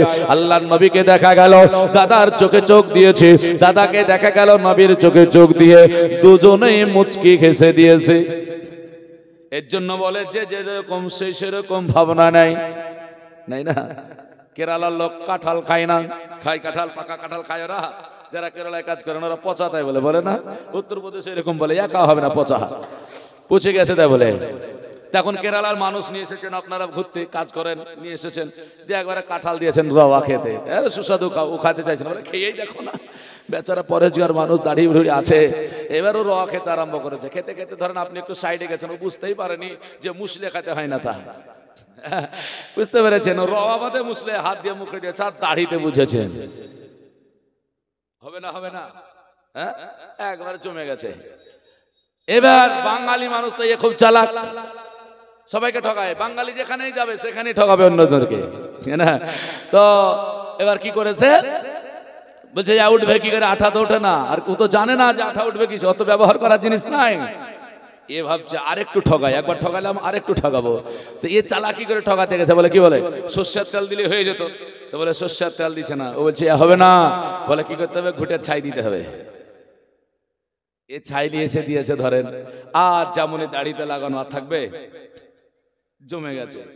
আর ছুটানো যাবে, আর তেল দিয়ে ছুটবে, আর তেল দিয়ে ছুটবে না। বেচারার সাথে আর কি করতে গিয়ে গন্ডগোল হয়ে গেল। বেচারা এবার দেখছে যে অবস্থা খারাপ, উনি কি করবেন, যেখানে দাড়িতে আঠা লেগেছিল, যা ঘুটের ছাইমাই যা ছিল নিচে দিয়ে কেটে দিয়ে এবার বিদায় নিয়ে বাড়িতে ট্রেনে উঠছেন। ট্রেনে উঠে দেখছেন যে বগিতে উঠেছেন, ওই বগিতে কারো দাড়ি নাই। এ ভাবছে এ বেচারা ভি কাঁঠাল খায়া হ্যায়। উনি ভাবছেন যে ট্রেনে যারা আছে এরাও কাঁঠাল খেয়েছে, বুঝেছেন? মানে যে যেরকম হয়ে যায় তাকে সেরকম ভেবে নাই, তাই না? এরকম হয়তো এরকম ভাবলে হবে না। তো রসুলে পাক সাল্লাল্লাহু আলাইহি সাল্লামকে আমরা যদি আমাদের মতো করে ভাবি হবে। আরেকটু যুক্তি দিয়ে বুঝাবো নবীকে, বুঝাবো। আমি জীবনের মাধ্যমে কিন্তু নবীকে বোঝাচ্ছি, আমার বক্তব্যটাই এরকম, যাতে দলিল সহকারে একটু বুঝতে পারেন। আর একটু বুঝিয়ে দিই, দেখবেন নবী মানুষ, মায়ের পেটে এসেছেন, সব ঠিক আছে, কিন্তু নবী সবার চাইতে আলাদা। সম্মানার্থে দেখুন, একটা টিউবওয়েলের পানি আপনি তুললেন, ভালো করে মনোযোগ দেবেন। যদি মনে করেন না হুজুর শুধু এগুলোই বলেন জীবনীগুলো, তাহলে এগুলাই বলবে, এগুলো বলার দরকার নেই, নাকি বলছেন? কিন্তু এগুলো যদি না নেন তো শিক্ষা পাবেন না। টিউবওয়েল থেকে পানি তুললেন, তোলার পরে একটা লোটাতে নিলেন, নিয়ে ওযু করলেন, একটু কিছু পানি বেঁচে গেল। আচ্ছা এই পানিটা কি করতে হয় গো? ওযু করা পানি যদি বেঁচে যায় দাঁড়িয়ে পান করতে হয়, তাই না? দাঁড়িয়ে পান করতে হয়। দুটো পানি পৃথিবীতে আছে, একটা জমজমের পানি, একটা ওযুর বেঁচে যাওয়া পানিটা দাঁড়িয়ে পান করতে হয়। আর ওই পাইপে, ওই টিউবওয়েলের ওই পাইপ দিয়ে উঠলো, ওই টিউবওয়েলে ওই মুখ দিয়ে ওই লোটাতে পড়লো। এবার আর ওযু করলেন না, হাত মুখ পরিষ্কার করলেন, এবার ওই পানি কিছু বেঁচে গেল, আপনি এবার কি করবেন? দাঁড়িয়ে পান করবেন না বসে? তাহলে দেখেন পানিরও ঠিক ছিল, পাইপ ঠিক ছিল, সব ঠিক আছে, কিন্তু একবার ওযু আর একবার পরিষ্কার হওয়া নিয়ত, নাকি? তো একবার দাঁড়িয়ে আর একবার বসে। তো বলছে মা আমিনা মানুষ, ওনার উদরে গর্ভে নবী আসতে পারে, এসেছেন, কোনো অসুবিধা নেই, কিন্তু নবী মুস্তাফা মা আমিনার পেট থেকে আসছেন নাড়ি কাটা হই, খাতনা সুদা হই, নবীর মতো জগতে আর কেউ হবে না। জোরে বলে সুবহানাল্লাহ। এর জন্য একই জায়গা থেকে একই রকম আসলে একই ভাবিও না। আমার কথা বোঝা গিয়েছে বন্ধুগণ? আমার ভাইরা, আল্লাহর নবী সাল্লাল্লাহু আলাইহি ওয়াসাল্লামের দাদা আব্দুল মুত্তালিব বাবা আপনার জানো আসলেন, দুজনের মহব্বতের আকাশী হয়ে গেল। শ্রোতা বুঝে গেল আপনার ইনাদের মধ্যে শুধু দাদা নাতির সম্পর্ক নয়, ইনাদের কোন গভীর সম্পর্ক রয়েছে।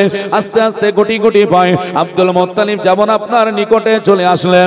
আসার পরে সবার একটা ধারণা ছিল, বলে আমার সেই জায়গাতে মুহাম্মদ সাল্লাল্লাহু আলাইহি ওয়াসাল্লাম নেমে যাবেন, ওই জায়গাটা যেন আব্দুল মুত্তালিবকে ছেড়ে দেওয়া হবে, কিন্তু হলো না। আব্দুল মুত্তালিব দাঁড়িয়ে আপনার যেন শ্রোতাদের মতো বসে গেলেন। আর যেমনই বাবা বসে যাওয়া, শ্রোতাগণেরা বলে হুজুর গো, আপনার জন্য সুন্দর একটা সিংহাসন বানিয়েছি, ওখান থেকে ভাষণ দেবেন বলে, ওখান থেকে আমাদেরকে বার্তা দেবেন বলে, ওখান থেকে আমাদেরকে আজকে যেন কোনো প্রতিবেদন দেবেন, কোনো রিপোর্ট দেবেন বলে বললাম, জায়গা করেছি, কিন্তু গেলেন না কেন? আব্দুল মুত্তালিব বললেন, ও কুরাইশ বংশের মানুষেরা, তোমাদেরকে একটা কথা বুঝিয়ে দিতে চাই। বলে কি? বলে আজকে দেখো এই চেয়ারে যিনি বসে আছেন, ওনাকে আমি নামাতে পারলাম না কেন? ওনাকে আমি হাত ধরে নামালাম না কেন? বলে জানো? বলে কিসের জন্য? দয়া করে আমাদের কি বলে দিন। সঙ্গে সঙ্গে উনি বললেন, বলে শোনো, আজকে দেখো, আজকে ভারত পাকিস্তান ইরাক তুর্কিস্তান নয়, ইরাক আপনার যেন ইরান নয়, রাশিয়া ইউক্রেন নয়, আজকে পৃথিবীর কোন রাষ্ট্র নয়, যে ছেলেটা বসে রয়েছে এই সিংহাসনের, সেই ছেলেটার মর্যাদা কত জানো? বলে কত? এই ছেলেটা পৃথিবীর কোনো আপনার যেন একটা রাষ্ট্রের বাদশা নয়, আল্লাহ পাক রব্বুল আলামিন এই ছেলেটাকে, আমার পিতা মুহাম্মদকে দোনো জাহানের বাদশা বানিয়েছে। যেই ছেলেটা দোনো জাহানের বাদশা হয়, যেই ছেলেটাকে আমার আল্লাহ জান্নাতের দলিল বানিয়ে দেয়, যেই ছেলেটাকে আমার আল্লাহ জান্নাতে যাওয়ার জন্য রাস্তা বানিয়ে দেয়, এই ছেলেটাকে আমি কেমন করে নামাতে পারি বলো? শোনো তোমরা, যদি জান্নাত পেতে চাও, নাজাত পেতে চাও, মুক্তি পেতে চাও, তাহলে তোমরা আমার মুহাম্মদ সাল্লাল্লাহু আলাইহি ওয়াসাল্লামের আপনার যেন অনুসরণ করে নেবে, অনুকরণ করে নেবে। আমার নবী যেইভাবে তোমাদেরকে চলতে বলবে সেইভাবে তোমরা চলবে। আল্লাহ পাকের কোরআন বলতেছে, এই পৃথিবীর মানুষেরা, সূরা নিসার 63 নম্বর আয়াত, কোরআন পাক আল্লাহ পাক বললেন, ওয়ামা আরসালনা মির রাসূলিন ইল্লা লিইউতা বিইজনিল্লাহ লাউ আন্নাহুম ইসলামু আনফুসাহুম জাআউকা ফাস্তাগফিরুল্লাহ ওয়াস্তাগফারা লাহুমুর রাসূল লা ওয়াজাদুল্লাহ তাওবান রহিমা। আমার আল্লাহ বলেন, আমার হাবিবকে জগতের বুকে পাঠাই নাই, যদি পাঠিয়েছি তাহলে পারে শোনো, আমার রাসূলের নির্দেশ মোতাবেক চলার জন্য নবীকে তোমাদের নিকটে পাঠিয়েছি। জোরে বলবেন না? আর একটু জোরে বলবেন না? আল্লাহুম্মা সাল্লি আলা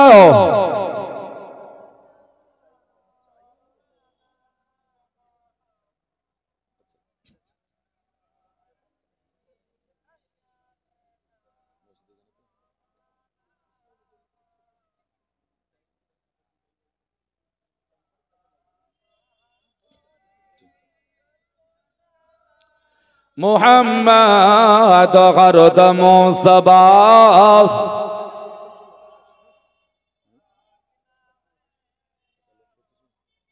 हरदम सबा से निकालो शफीआना मुहम्मद सल्लल्लाहु अलैहि वसल्लम। बाबजीरा भाईरा আমার, তো কোরআন বলতেছেন, কোরআন বলতেছে কি? আচ্ছা আয়াতটার ব্যাখ্যা বুঝাবো। আচ্ছা তওবা আমরা করি তো নাকি? গুনাহ করলে তওবা করার সিস্টেম লাগবে না? লাগবে না? লাগবে না? আচ্ছা কিভাবে তওবা করেন আপনারা জানা আছে আপনাদের? আপনারা করেন, আপনাদের জানা নাই? কিরকম তওবা করেন আমি বলে দিচ্ছি, ভুল হলে বলবেন। গুনাহ করে ফেলেছেন, মা বোনেরাও লক্ষ্য করবেন, গুনাহ করে ফেলেছেন, এখন তওবা করছেন, আস্তাগফিরুল্লাহ রাব্বি মিন কুল্লি যামবি ওয়া আতুবু ইলাইহি, করেন না? আল্লাহ গো তোমার কাছে তওবা করছি, আল্লাহ অজান্তে গুনাহ করে ফেলেছি বা জেনেও গুনাহ করেছি, আল্লাহ তুমি ক্ষমা করে দিও, তুমি ক্ষমা করে দিও। বলেন না? বলেন না? এই তওবাতে করে নাকি? এই তওবাটা করার জন্য আবার সিস্টেম লাগবে আপনাকে। সিস্টেমটা বলে দেব? তো মুসলমান, কোরআন থেকে বলবো, আমি বানাওয়াটি বলবো না, একটা বানাওয়াটি বলবো না, কোরআন থেকে দলিল দিচ্ছি আপনাকে যে তওবা করতে হলে নবীকে ধরতে হবে, কোরআন বলছে যখন। আর এই তওবাটা আবার মর্যাদা বেশি। তো মুসলমান আমার ভাইরা, তো কোরআনে যে বলছে সূরা নিসার এই আয়াতে আল্লাহ পাক যা আমাদেরকে জানিয়ে দিলেন স্পষ্টভাবে, আল্লাহ পাক তওবা করার আমাদেরকে পদ্ধতি দিয়েছেন, যে তওবা দুনিয়াতে একজন করেছেন এবং নবীর সাহাবীও হয়েছেন, পাহাড় সমতুল্য গুনাহ করেছিলেন। পাহাড় সমতুল্য বলতে কন্যা সন্তান জন্ম নেওয়ার পরে, বাচ্চা যদি কন্যা জন্ম নিয়েছিল গলায় টিপন দিয়ে মেরে দিয়েছে জাহেলিয়াতের যুগের ঘটনা শুনেননি? শুনেছেন? কোরআনের এই আয়াতটা বলে দেব। তবে ভাই অনেক বাপজি আমার আছেন, মায়েরা আছেন, হ্যাঁ না, একটু ধান এই দলিলটা আপনাকে দিয়ে যাব, ছোট্ট একটা নাত বলবো। আপনারা নাত ভালোবাসেন না? গজাল ভালোবাসেন না? হ্যাঁ মুসলমান আমার ভাইরা, আজকে নাত প্রতিযোগিতা হয়েছে, তো দয়া করে মায়া করে এই দলিলটা দেওয়ার জন্য কোন একজন ভাই ইসলামিক সভা কমিটি ভাইরা করেছেন। যাই হোক, আপনাদের কাছে আমি জোর করছি না, যদি কারো কাছে 100-200 করে টাকা একটু থাকে, একটা কোনো বাপজি আমার দিয়েন তো, দলিলটা আপনাদেরকে দিয়ে যাব। একটা কলি বলবো, কোনো ভাইয়ের কাছে যদি থাকে 50-100 করে একটু দিয়েন দয়া করে, হ্যাঁ না, সব হবে, নেকির উদ্দেশ্য দেবেন। অনেক টাকা অনেক জায়গায় চলে গিয়েছে, দলিলটা দিয়ে যাব। কবি আমার বলছেন, দেখেন আল্লাহ পাক কাকে কবুল করে কখন আল্লাহ পাক ভালো জানেন। ইনশাআল্লাহুল আজিজ 5 টাকা 10 টাকা করে আপনাদের কাছে থাকবে, বাজার ঘাটে অনেক ফুরে যায়, জানবেন এটা আজকে যেন দান করে গেলাম, খোদার রাস্তায় আল্লাহ পাক কবুল করবে। দয়া করে মায়া করে একটু দিয়ে যাওয়ার চেষ্টা করবেন। আমি একটা কলি বলবো, ইনশাআল্লাহ আপনারা দেবেন। মাশাআল্লাহ, দেখেন আমি 100 টাকা চেয়েছিলাম, পিয়ারুল ভাই আমার 500 টাকা দান করলেন। আল্লাহ পাক দানকে কবুল করুক, সকলে বলি আমিন। পকেটে যার কাছে যেমন আছে, হ্যাঁ না, এটা কিন্তু আপনাদেরকে জোর জবরদস্তি করে বলছি না, মনে রাখবেন। তবে জেনে রাখবেন এটাও, আজ মরে গেলে কালকে 2 দিন 3 দিন মিলাদ দিবে, 40 দিন খতম দেবে, পার বেড়া, হ্যাঁ না? যেটা দান করবেন সাদকা হিসাবে থাকবে। নবী আমার বলেছেন সাদকাতু তারাদ্দুল বালা, সাদকা করলে বালা মুসিবত দূর হয়ে যায়। মায়েদের কাছে, বাপজিদের কাছে 10-20 করে যারা আছে সাইডে কমিটি ভাই আছে একটু দেবেন। হ্যাঁ, এদিকে টাকা হ্যাঁ একটু এখানে করে নেন, একটু দেবেন। আর 2জন আমার যুবতী বোনকে দেবেন, যারা একটু বুঝে, একটা চাদর নিয়ে যে দেবেন। মায়েরা সবাই আসতে পারবেন না, যার কাছে আঁচলে যেমন আছে তেমন দেবেন। ভাইরা আপনাদের কাছে 2জন ভাইকে পাঠাবো, ইনশাল্লাহ আপনারা দেবেন যার কাছে যেমন আছে। একবার ছোট করে দরুদ পড়ি, আল্লাহু নিয়ে আল্লাহুম্মা সাল্লি আলা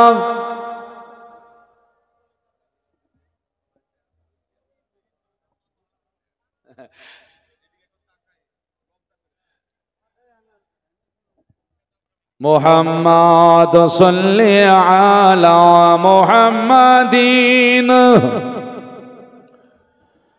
মুহাম্মাদ গরদ মুসাবা,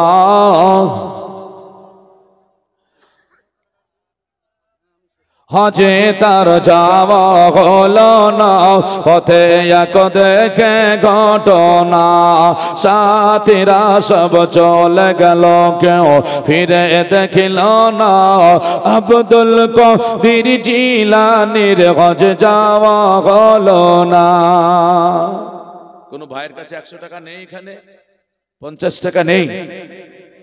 ইনশাআল্লাহুল আজিজ, হ্যাঁ একটু দিয়ে যান দয়া করে, লজ্জা করিয়েন না বাবা, লজ্জা না, আপনি আসুন, মহব্বত হবে, মহব্বত বাড়বে, অসুবিধা নেই, একটু দিয়ে যাবেন। মায়েরা আপনারা অনেক দান করেন, আমি শুনেছি, আপনাদের কাছে আমি নতুন এসেছি, হ্যাঁ একটু আপনাদের কাছে 200, 100, 500 যার কাছে যেমন আছে একটু দিয়ে যাবেন দয়া করে। এইদিকে একটা কোনো কমিটি ভাই যান, কারণ সবাই আসছেন, একটু দেব দেব ভাব হচ্ছে। হ্যাঁ হ্যাঁ, মায়েদের দিকে আমি বলেছি কোনো 2টো যুবতী বোনকে দেবেন, ইনশাল্লাহ তারা কালেকশন করে দেবে, তারা এনে দেবে। হ্যাঁ একটু আপনারা দেন, আমার কোন 2 বোনকে দেন, কমিটি ভাইদেরকে বলবো, তারা আপনাদেরকে এনে দেবে, আপনাদের দ্বারা সম্ভব ভিতরে যাওয়া হবে না। আচ্ছা, মা বোনেদের ওদিকে কোনো ভাই যাবেন না, ভাই বেরিয়ে আসুন, বেরিয়ে আসুন, আপনি কোনো ভাই যাবেন না। কোন যুবতী মা, যুবতী বোন উঠুন তো, আল্লাহর রাস্তে যুবতী মা বোনেরা করবে, যদি বোন উঠেন তো এই রুমালটা নিয়ে যান ভাই, 2জনকে দেন গা, তারা 2জন বোন তুলবে। হ্যাঁ দেখেন চাদর পাঠালাম, ইনশাআল্লাহুল আজিজ আপনারা দেবেন। হজে তার যাওয়া হলো না, পথে এক ও দেখে ঘটনা, সাথীরা সব চলে গেল, কেউ ফিরে দেখিল না। আব্দুল কাদের জিলানীর হজে যাওয়া হলো না। দুঃখের কাহিনীটুকু নবী মুস্তাফার কাছে আসছে বাবা। মায়েদের দানের কথা বলছেন। ভারতবর্ষে একটা মাদ্রাসা আছে, জামিয়াতুল আশরাফিয়া, মোবারকপুরে। হুজুর হাফিজে মিল্লাত আলাইহির রহমাত দান চেয়েছিলেন। একজন মহিলার কাছে 1টা টাকাও ছিল না। শেষ পর্যন্ত অনেক কাহিনী আছে, উনি চিন্তা করলেন আল্লাহ আমাকে টাকা দেয়নি, গরিব বানিয়েছে, তবে নিয়ামত দান করেছে। কোলে দুধের বাচ্চা ছিল, বাচ্চাটাকে নবীর ঘরে দান করে দিয়েছিলেন, দুধের বাচ্চা। তো হুজুর হাফিজে মিল্লাত বলেছিলেন বাচ্চা কাজে আসবে না। মেয়েটা কি বলেছিল জানেন? মায়েরা শুনুন, মেয়েটা বলেছিল, বাপেরা শুনুন, মেয়েটা বলছে হুজুর আমার কাছে 1 টাকা নাই যে একটু দানের শরীক হয়ে যাব। লজ্জার বিষয় নেই, 5 টাকা থাকলেও দান করে যাবেন, এটাই হলো আল্লাহ পাক কবুল করবে হয়তো। মুসলমান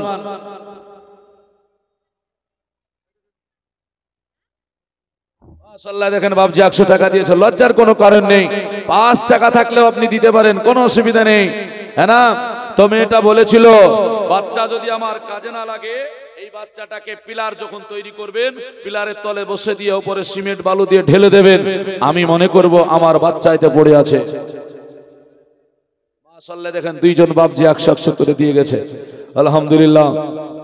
মুসলমান একটু বাবজিদের ভাইদের কাছে 2জন ভাই আমার যান, ভিতরে যান, একটু দেবে ওনারাও, কারণ হচ্ছে সবাই আসা সম্ভব নয়, যার কাছে যেমন আছেন দেবেন। মুসলমান আমার ভাইরা এগিয়ে যান, বুঝতে পারবেন দয়ার নবী মায়ার নবী রাহমাতুল লিল আলামিনের জন্য বললেন, দো জাহানের বাদশা নেতা আমার নবী উনি যেন আপনার ওখানে বসে রইলেন। আব্দুল মুত্তালিবকে বলা হলো, ওগো হুজুর, কেন আমাদের আগে বোঝানো হয় নাই, আমাদের কেন আগে জানানো হয় নাই, আমাদেরকে কেন বুঝিয়ে বলেননি? বলুন। সব কথা হয়ে গেলে বললেন, বলে সেই সময় ছিল না, এখনো হয়েছে। আমার শরীরটা বড় খারাপ হয়েছে, আজকে যেন তোমাদেরকে বুঝিয়ে দিলাম। যেমন আপনার ভাষণ দিয়ে আমার নবী সম্পর্কে জানানো হয়ে গেল, আমার নবী মুস্তাফা আপনার যেন কানে রইলেন। আব্দুল মুত্তালিব কুরাইশ বংশের মানুষদের বললেন, ও আমার গোত্রের মানুষেরা, আজকে তোমরা এখান থেকে যাও, আপন আপন বাড়ি চলে যাও। আমি তোমাদের কারো ভাষণ দেব না, কারণ তোমাদেরকে নবী সম্পর্কে বুঝিয়ে দিলাম। এটা হলো আখিরি জামানার পয়গম্বর। অনেক কথা রয়েছে বাবা। সবাই একের পর এক বাড়ি যেতে আরম্ভ করলো। বেটারা ওনার আপনার যেন খাড়া হয়েছে, বেটারা আপনার যেন চলে যাবে। আব্দুল মুত্তালিব বলছে, বলে বেটা রে, আর তুই চলে যাস, তোরা চলে যাস না, ও বেটা বসে যাও।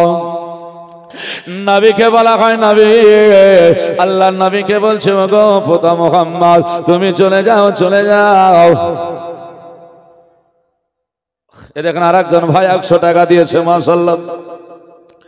ভাইরা আমার, বাবজিরা, মুসলমানেরা,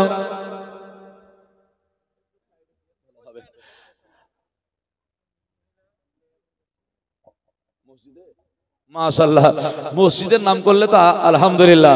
কারণ একজন মামা 2 ব্যাগ সিমেন্ট দেবে বলেছে। গতকালকে জলসায় ছিলাম, হ্যাঁ না, সিমেন্ট আদায় করতে করতে কিছু আদায় হয়ে গেল। আমি বললাম একটু গন্তি করে আদায় করব। গনতে গনতে 150 বস্তা সিমেন্ট। আর আগে তো হয়েছিল, বুঝতে পেরেছেন। মানুষ সিমেন্ট মসজিদে লাগবে বলে কালকে মাদ্রাসার আদায় ছিল, আর মা আমার মসজিদে দিয়েছে। রাসূলুল্লাহ একটা হাদিস দিয়েছেন আমাদেরকে, মাম্মানা মসজিদান লিল্লাহি বানাল্লাহু লাহু বাইতান ফিল জান্নাহ। রাসূল বলছেন, বলে দুনিয়ার মানুষেরা শোনো, যদি মসজিদকে বানানোর জন্য অর্থ দিলে, যা কিছু দিলে, যত সুন্দর হলো, মসজিদ বানিয়ে গেল, তোমার জন্য আমার আল্লাহ রাব্বুল আলামিন হীরামণি মুক্তা দিয়ে তোমাকে জান্নাত দান করবে। যারা বলবেন না মুসলমান আমার ভাইরাও, এর জন্য বাবা দান করতে হবে। খোদার ঘরে অসুবিধা নেই, খোদার ঘর হলে তো আলহামদুলিল্লাহ, আরো দান করতে আপনাদের মন যাবে বাবা। এটা দুনিয়ার কোনো কারো ঘর নয়। দেখেন দেখেন বাবজি আমার বসে থেকে থাকতে পারলেন না, বলেন আমি 100 টাকা দিয়েছি। 100 টাকা দিয়ে গেলেন বাবা, আপনারা এভাবে নিয়ে আসুন, কোনো অসুবিধা নেই। তবে এগিয়ে যায়, আল্লাহর নবীকেও বাবা পাঠিয়ে দেওয়া হলো। আল্লাহর নবী হুজরাখানায় বাবা চলে গেলেন। হুজরাখানায় যাওয়ার পরে উনি আপনার যেন কানটা লাগাইয়া দিয়েছেন। আমার দাদা কি বলে আমি একটু শুনব।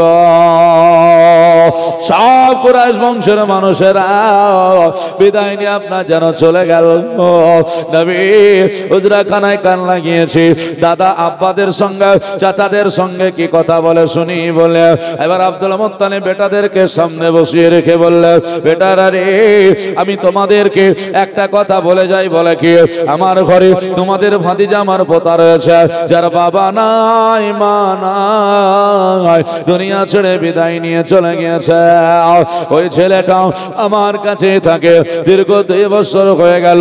আমি তাকে বড় করে তুলেছি, তার কোনোদিন আমি মা বাবার অভাব পেতে দিইনি। ও বেটা গনেরা বলো, আমার চুলগুলো দাড়িগুলো ফেকেছে, দুনিয়া থেকে বিদায় নিয়ে নেব, আর ভালো লাগে না, হয়তো কখন দুনিয়া ছেড়ে চলে যাব। ও আমার ভাইয়েরা গো, ও আমার মা খালারা গো, একটু লক্ষ্য করে দেখুন, তাহলে বুঝতে পারবে। যেমনই বাবা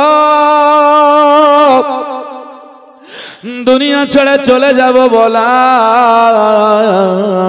বেটাদেরকে বললেন, ওই তোমাদের ভাতিজার দায়িত্বটা তোমাদেরকে নিতে হবে। এমন সময় নবী আমার কান পেতে শুনতেছি, দাদার কথাটা কানে চলে গেল। নবী আর থাকতে পারলেন না, ছুটে ছুটে ছুটে ছুটে আমার নবী দাদার কোলে এসে হাজির দিয়ে ফেললেন। দাদার কোলে চুমা দিয়ে বললেন, বাবা দাদা গো, কেনই বা আমাকে ছেড়ে চলে যাবে? আর কি ভালো লাগে না? আমি কি অপরাধ করে ফেললাম? কল কেন হারা হব? দাদা গো, আপনি যদি দুনিয়া ছেড়ে চলে যান, মা হারা হয়েছে, বাবা হারা হয়েছে, ওগো দাদা, এরপরে যদি আপনাকে আমি হারাইয়া দিও, আমি আর কার কাছে থাকবো? কে সাহারা হবে? দাদা ছেড়ে চলে যাবেন না, ছেড়ে চলে যাবেন না। দাদা বুকে ধরে বলল, ও পোতাও, এই বুকখানা কানখানা কারোর জন্য রেখেছিলাম না, তোমার জন্য রেখেছিলাম রে পোতাও। কিন্তু আজকে যেন হবে না, মনটা বড় খারাপ হয়ে আছে, আজকে শরীরটা যেন ভালো লাগে না। কখন চলে যাব, যাওয়ার পূর্বে তোমাকে কারো সাহারায় দিয়ে যাব, কারো দায়িত্বে তোমাকে রেখে যাব। আল্লাহর নবীকে বললেন, নবী আমার বললেন, দাদা গো আমি যাব কোথায়, কে বা আমাকে নেবে? আমির হামজা রাদিয়াল্লাহু তাআলা আনহু উনি বললেন, বলে আমারে দেওয়া হোক, আমি মুহাম্মদকে দেখভাল করব, বড় করব, মুহাম্মদকে আমি একটু যেন বড় করে তুলব। আব্দুল মুত্তালিব বললেন, হবে না গো। বলে কেন হবে না? বলে এই কারণে, আমির হামজা তুমি জঙ্গলে গিয়ে শিকার করো, যখন শিকার করতে চলে যাবে মুহাম্মদ পেছনে পড়ে থাকবে, ইহুদিরা যদি পায় আমার মুহাম্মদকে আক্রমণ করবে, মেরে ফেলবে। আমির হামজাকে দিতে রাজি হলেন না। আপনার হারিস বলছেন, আব্বা আমাকে তাহলে দেওয়া হোক। বলছে না, দেওয়া হবে না। এক এক করে সবাই চাইতে আরম্ভ করে দিয়েছি। আব্দুল মুত্তালিব বলে, ওরে আমার বিটাগণেরা, এইরকম করে যদি তোমার ভাতিজাকে তোমরা দায়িত্ব নেব মনে করো, হবে না, হবে না। সবার দায়িত্বে থাকলে খেতে পাবে না, সবার দায়িত্বে থাকলে পরে আজকে যেন ভালো থাকবে না। কথাই বলে বাবা, সাদাইয়ের মা কোনোদিন আপনার যেন গঙ্গা পায় না, সাদাইয়ের মা কোনোদিন মহব্বত পায় না, সাদাইয়ের মা আপনার যেন ভালোবাসা পায় না। কেন না?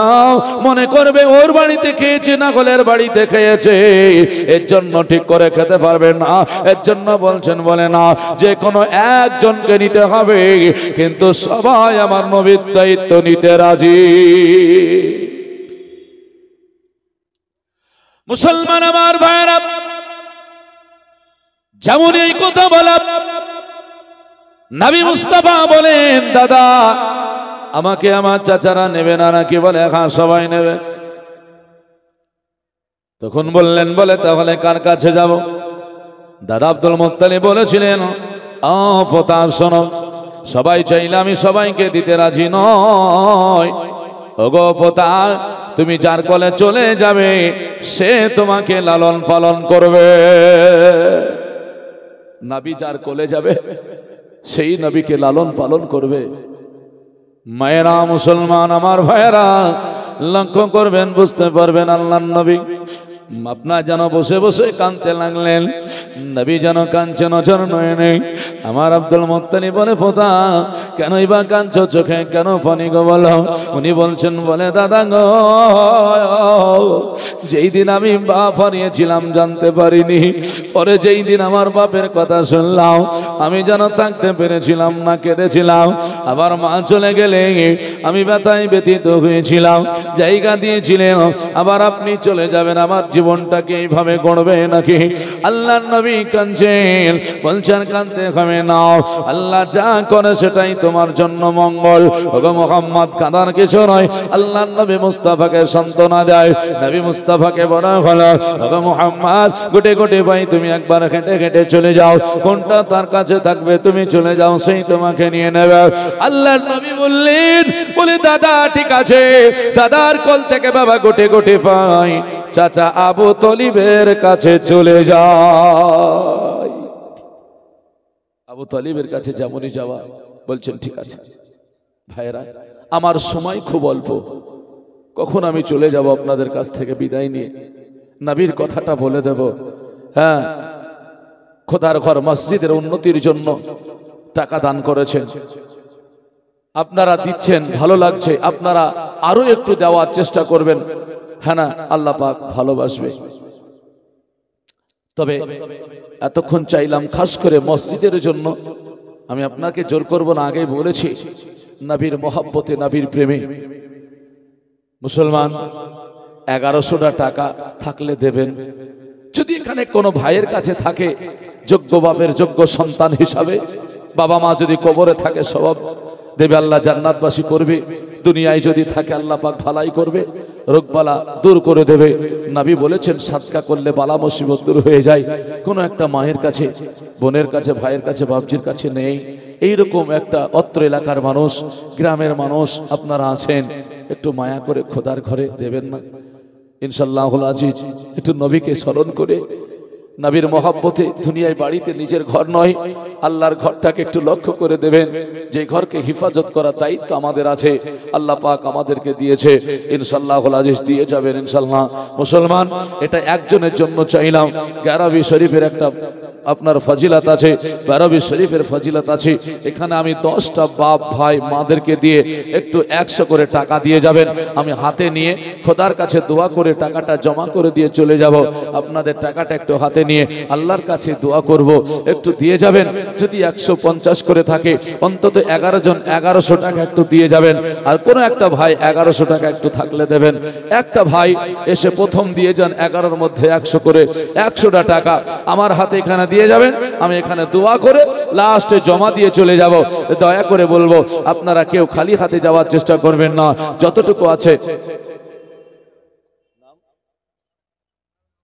মাশাআল্লাহ জাযাকাল্লাহ এ দেখেন একটা ভাইয়ের কাছে 1100 টাকা চেয়েছিলাম লাল মোহাম্মদ ভাই আমার আল্লাহ যোগ্য বাপের যোগ্য সন্তান দুনিয়াতে দিয়েছিলেন 1100 টাকা দান করলেন নারায়ে তাকবীর নারায়ে রিসালাত মাসলাকে আলা হযরত উলামা আহলে সুন্নাত লাল মোহাম্মদ ভাই আমার 1100 টাকা দাতা জোরে বলে জিন্দাবাদ মুসলমান এটা তো আপনারা দিয়েছেন দেখবেন মায়েরাও দেবে মায়েরাও দেবে বাপ তাই না মায়েরাও দান করতে জানে মায়েরা বেশি দান করে যেমন আছে তেমন দিয়ে চলে যাই এর জন্য 100 টাকা এখানে যদি যারা বসে আছেন কারো কাছে থাকে রাস্তায় দাঁড়িয়ে আছেন একটু পাঠিয়ে দিয়েন তো 100 টাকা মায়েরা একটু পাঠিয়ে দিয়েন তো 100 টাকা বেশি রলিনি কোন মা আমার 1100 টাকা একটু থাকলে একটু দিয়েন তো হ্যাঁ না বেশি নয় 100 টাকা অবশ্যই আপনাদের কাছে আছে দিয়ে যাবেন মুসলমান আমার লক্ষ্য করবেন আল্লাহ পাক রব্বুল আলামিনের নবীর শান কতটা বাবা আল্লাহর নবী যেমন চাচা আবু তালিবের কোলে হাজিরি দিয়েছেন নবীর দায়িত্ব কতটুকু বাবা নবী কেমন খোঁজ নিয়েছেন মক্কা শরীফে বাবা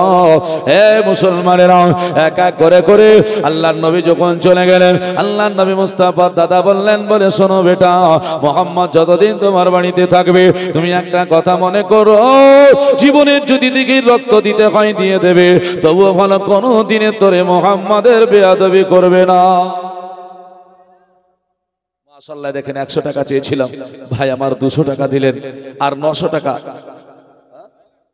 এই দেখেন একজন মা আমার 500 টাকা পাঠিয়েছেন আলহামদুলিল্লাহ আল্লাহ জাযাকাল্লাহ আল্লাহ দানকে কবুল করুক সকলে বলি আমিন আর 900 টাকা আমি হাতে নিব ইনশাআল্লাহ আমার ভরসা আছে আল্লাহ পাক আপনাদের কবুল করবে কাকে কখন কবুল করবে ইনশাআল্লাহ আপনারা দিয়ে যাবেন এটা আমার ভরসা মায়ের প্রতি ভরসা আছে আল্লাহ আপনাদেরকে কবুল করবে আপনারা দিয়ে যাবেন হ্যাঁ না যেমন করে পারবেন ইনশাআল্লাহ দিয়ে যাবেন তবে আমি 1100 টাকা একটু চেয়েছি দোয়া করার জন্য অবশ্যই আপনারা দিয়ে যাবেন মুসলমান আমার ভাইয়েরা আল্লাহর নবীর জন্য এরকম করে আব্দুল মুত্তালিবের উপরে দায়িত্ব দেওয়া হলো উনি বললেন আব্বা জান কোনো অসুবিধা নেই আমি সবটাই যেন দেখব আল্লাহর নবীর দায়িত্ব আপনার যেন নিয়ে চাচার কোলে গিয়েছেন দায়িত্ব দেওয়া হলো চললো এক দুই করে করে বাবা নবীর অনেক কাহিনী আপনার যেন সময় কাটতে আরম্ভ করে দিয়েছে এক এক করে করে বাবা চল দেখেন আরেকজন ভাই আমার 100 দিয়েছেন আর 800 টাকা একটু হবে না একটু চটচট করে আসুন না বাবা চলে গেলে পুরে যাবে দুইবার চাই দোকানে বসলে 100 টাকা খতম হয়ে যাবে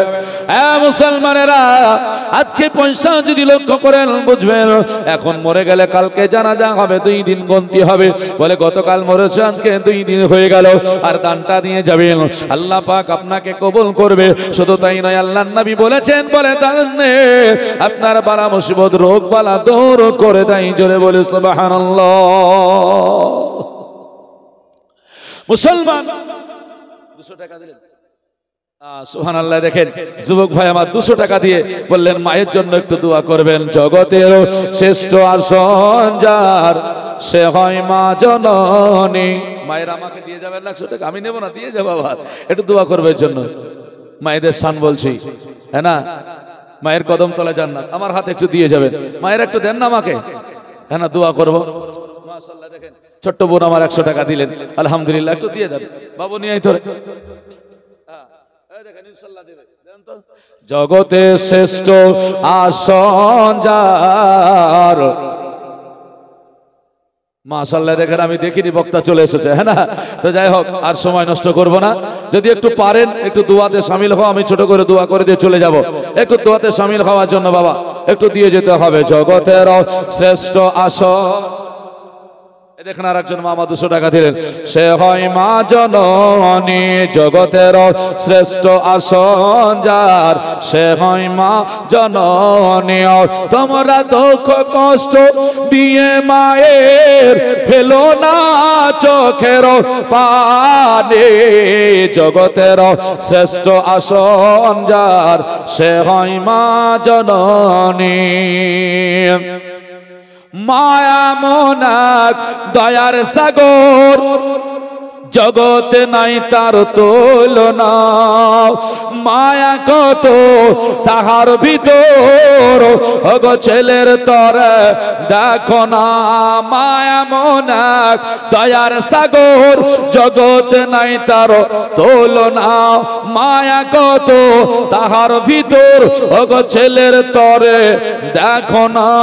চাই ছেলে জামাইয়ের কাছে, তাহাই দিতে মা রাজি আছে। ওগো চাই ছেলে যাও মায়ের কাছে, তাকাই দিতে মা রাজি আছে। আর দুঃখ কষ্ট পেলে মা গো দোয়া করে খোদার কাছে, জগতের শ্রেষ্ঠ আসন যার, সে হয় মা জননী। মজার সময় একটু দোয়া করে দেব, আগেই বলেছি আপনাদেরকে বিরক্ত হওয়ার কিছু নেই, যেহেতু প্রধান বক্তা আপনাদের কাছে এসে উপস্থিত হয়ে গেছেন, যার আলোচনা আপনাদেরকে শোনানোর জন্য কমিটি ভাইরা নিয়ে এসেছেন। আলোচনা আপনারা শুনবেন, শুনতে হবে। মুসলমান, আমি কোরআন থেকে পড়েছিলাম খলাকাল ইনসানা মিন সালসালিন কাল ফাখর। মনে রাখবেন, আদম আলাইহিস সালামকে দিয়ে এখানে একটা দলিল বুঝিয়ে দেয় যে যাকে সাজদা করে। 2 মিনিট হযরতের কাছে সময় নিয়ে বিদায় নিচ্ছি আমি। সুবহানাল্লাহ, দেখেন মায়ের নামে, হ্যাঁ না, মাশাআল্লাহ, আলহামদুলিল্লাহ। একটু দিয়ে যাবেন মায়ের জন্য, দেখেন 200 টাকা দিয়েছেন, একটু দেবেন, দোয়া করব। আল্লাহ পাক মাটিকে ফারিস্তাকে সিজদা করতে বলেননি, এই বিষয়টুকু মনে রাখবেন। অনেকে বলছেন যে নূরকে সিজদা করতে হুকুম দিলেন, মাটিকে যেন সিজদা করা হয়। মিথ্যা কথা, ভুল কথা। কেন? নূরকে হুকুম দেওয়া হয়েছিল আদমকে সিজদা করার জন্য, নাকি বলছেন? হ্যাঁ, ইদ ক্বালা রাব্বুকা লিল মালাইকাতি ইসজুদু লিআদামা ফাসাজাদু ইল্লা ইবলিসা। এখানে আদমকে সিজদা করতে বলেছে। এখানে আরেকজন ভাই আমার 200 টাকা দিলেন, মাশাআল্লাহ। ভাই আমার 100 টাকা দিলেন, একটু চটচট করে চলে আসুন, দোয়াতে শামিল হয়ে যাবেন। তো এখানে করে মাটিকে নয়, আল্লাহ পাক মানবকে সৃষ্টি করেছেন, আদম আলাইহিস সালামকে মানব হিসাবে, আর মানবকে সিজদা করতে বলেছেন। কারণ কোরআনে দলিল আছে, আল্লাহ পাক রব্বুল আলামিন বলেছেন, বলে শোনো, বলে পৃথিবীতে আমি যা সৃষ্টি করেছি তার মধ্যে শ্রেষ্ঠ জাতি হলো মানব। কোরআনের সূরা 3 মধ্যে বলেছেন, লাকাদ খলাকনাল ইনসানা ফি আহসানি তাকওয়িম। আল্লাহ বলেন, আমি জগতের বুকে যা সৃষ্টি করেছি তার মধ্যে মানবের কথা বলতে বললেন নিশ্চয়। দেখেন দোয়া করার জন্য দিয়েছেন, ইনশাআল্লাহ যিনারা দিবেন, আগে বলেছি আমি 2 মিনিট সময় নিয়েছি, মাশাআল্লাহ, আলহামদুলিল্লাহ। হ্যাঁ, এই দোয়াতে শামিল হয়ে যান। আবার ইনশাআল্লাহুল আজিজ, আল্লাহ কোনদিন দেখা করালে হবে।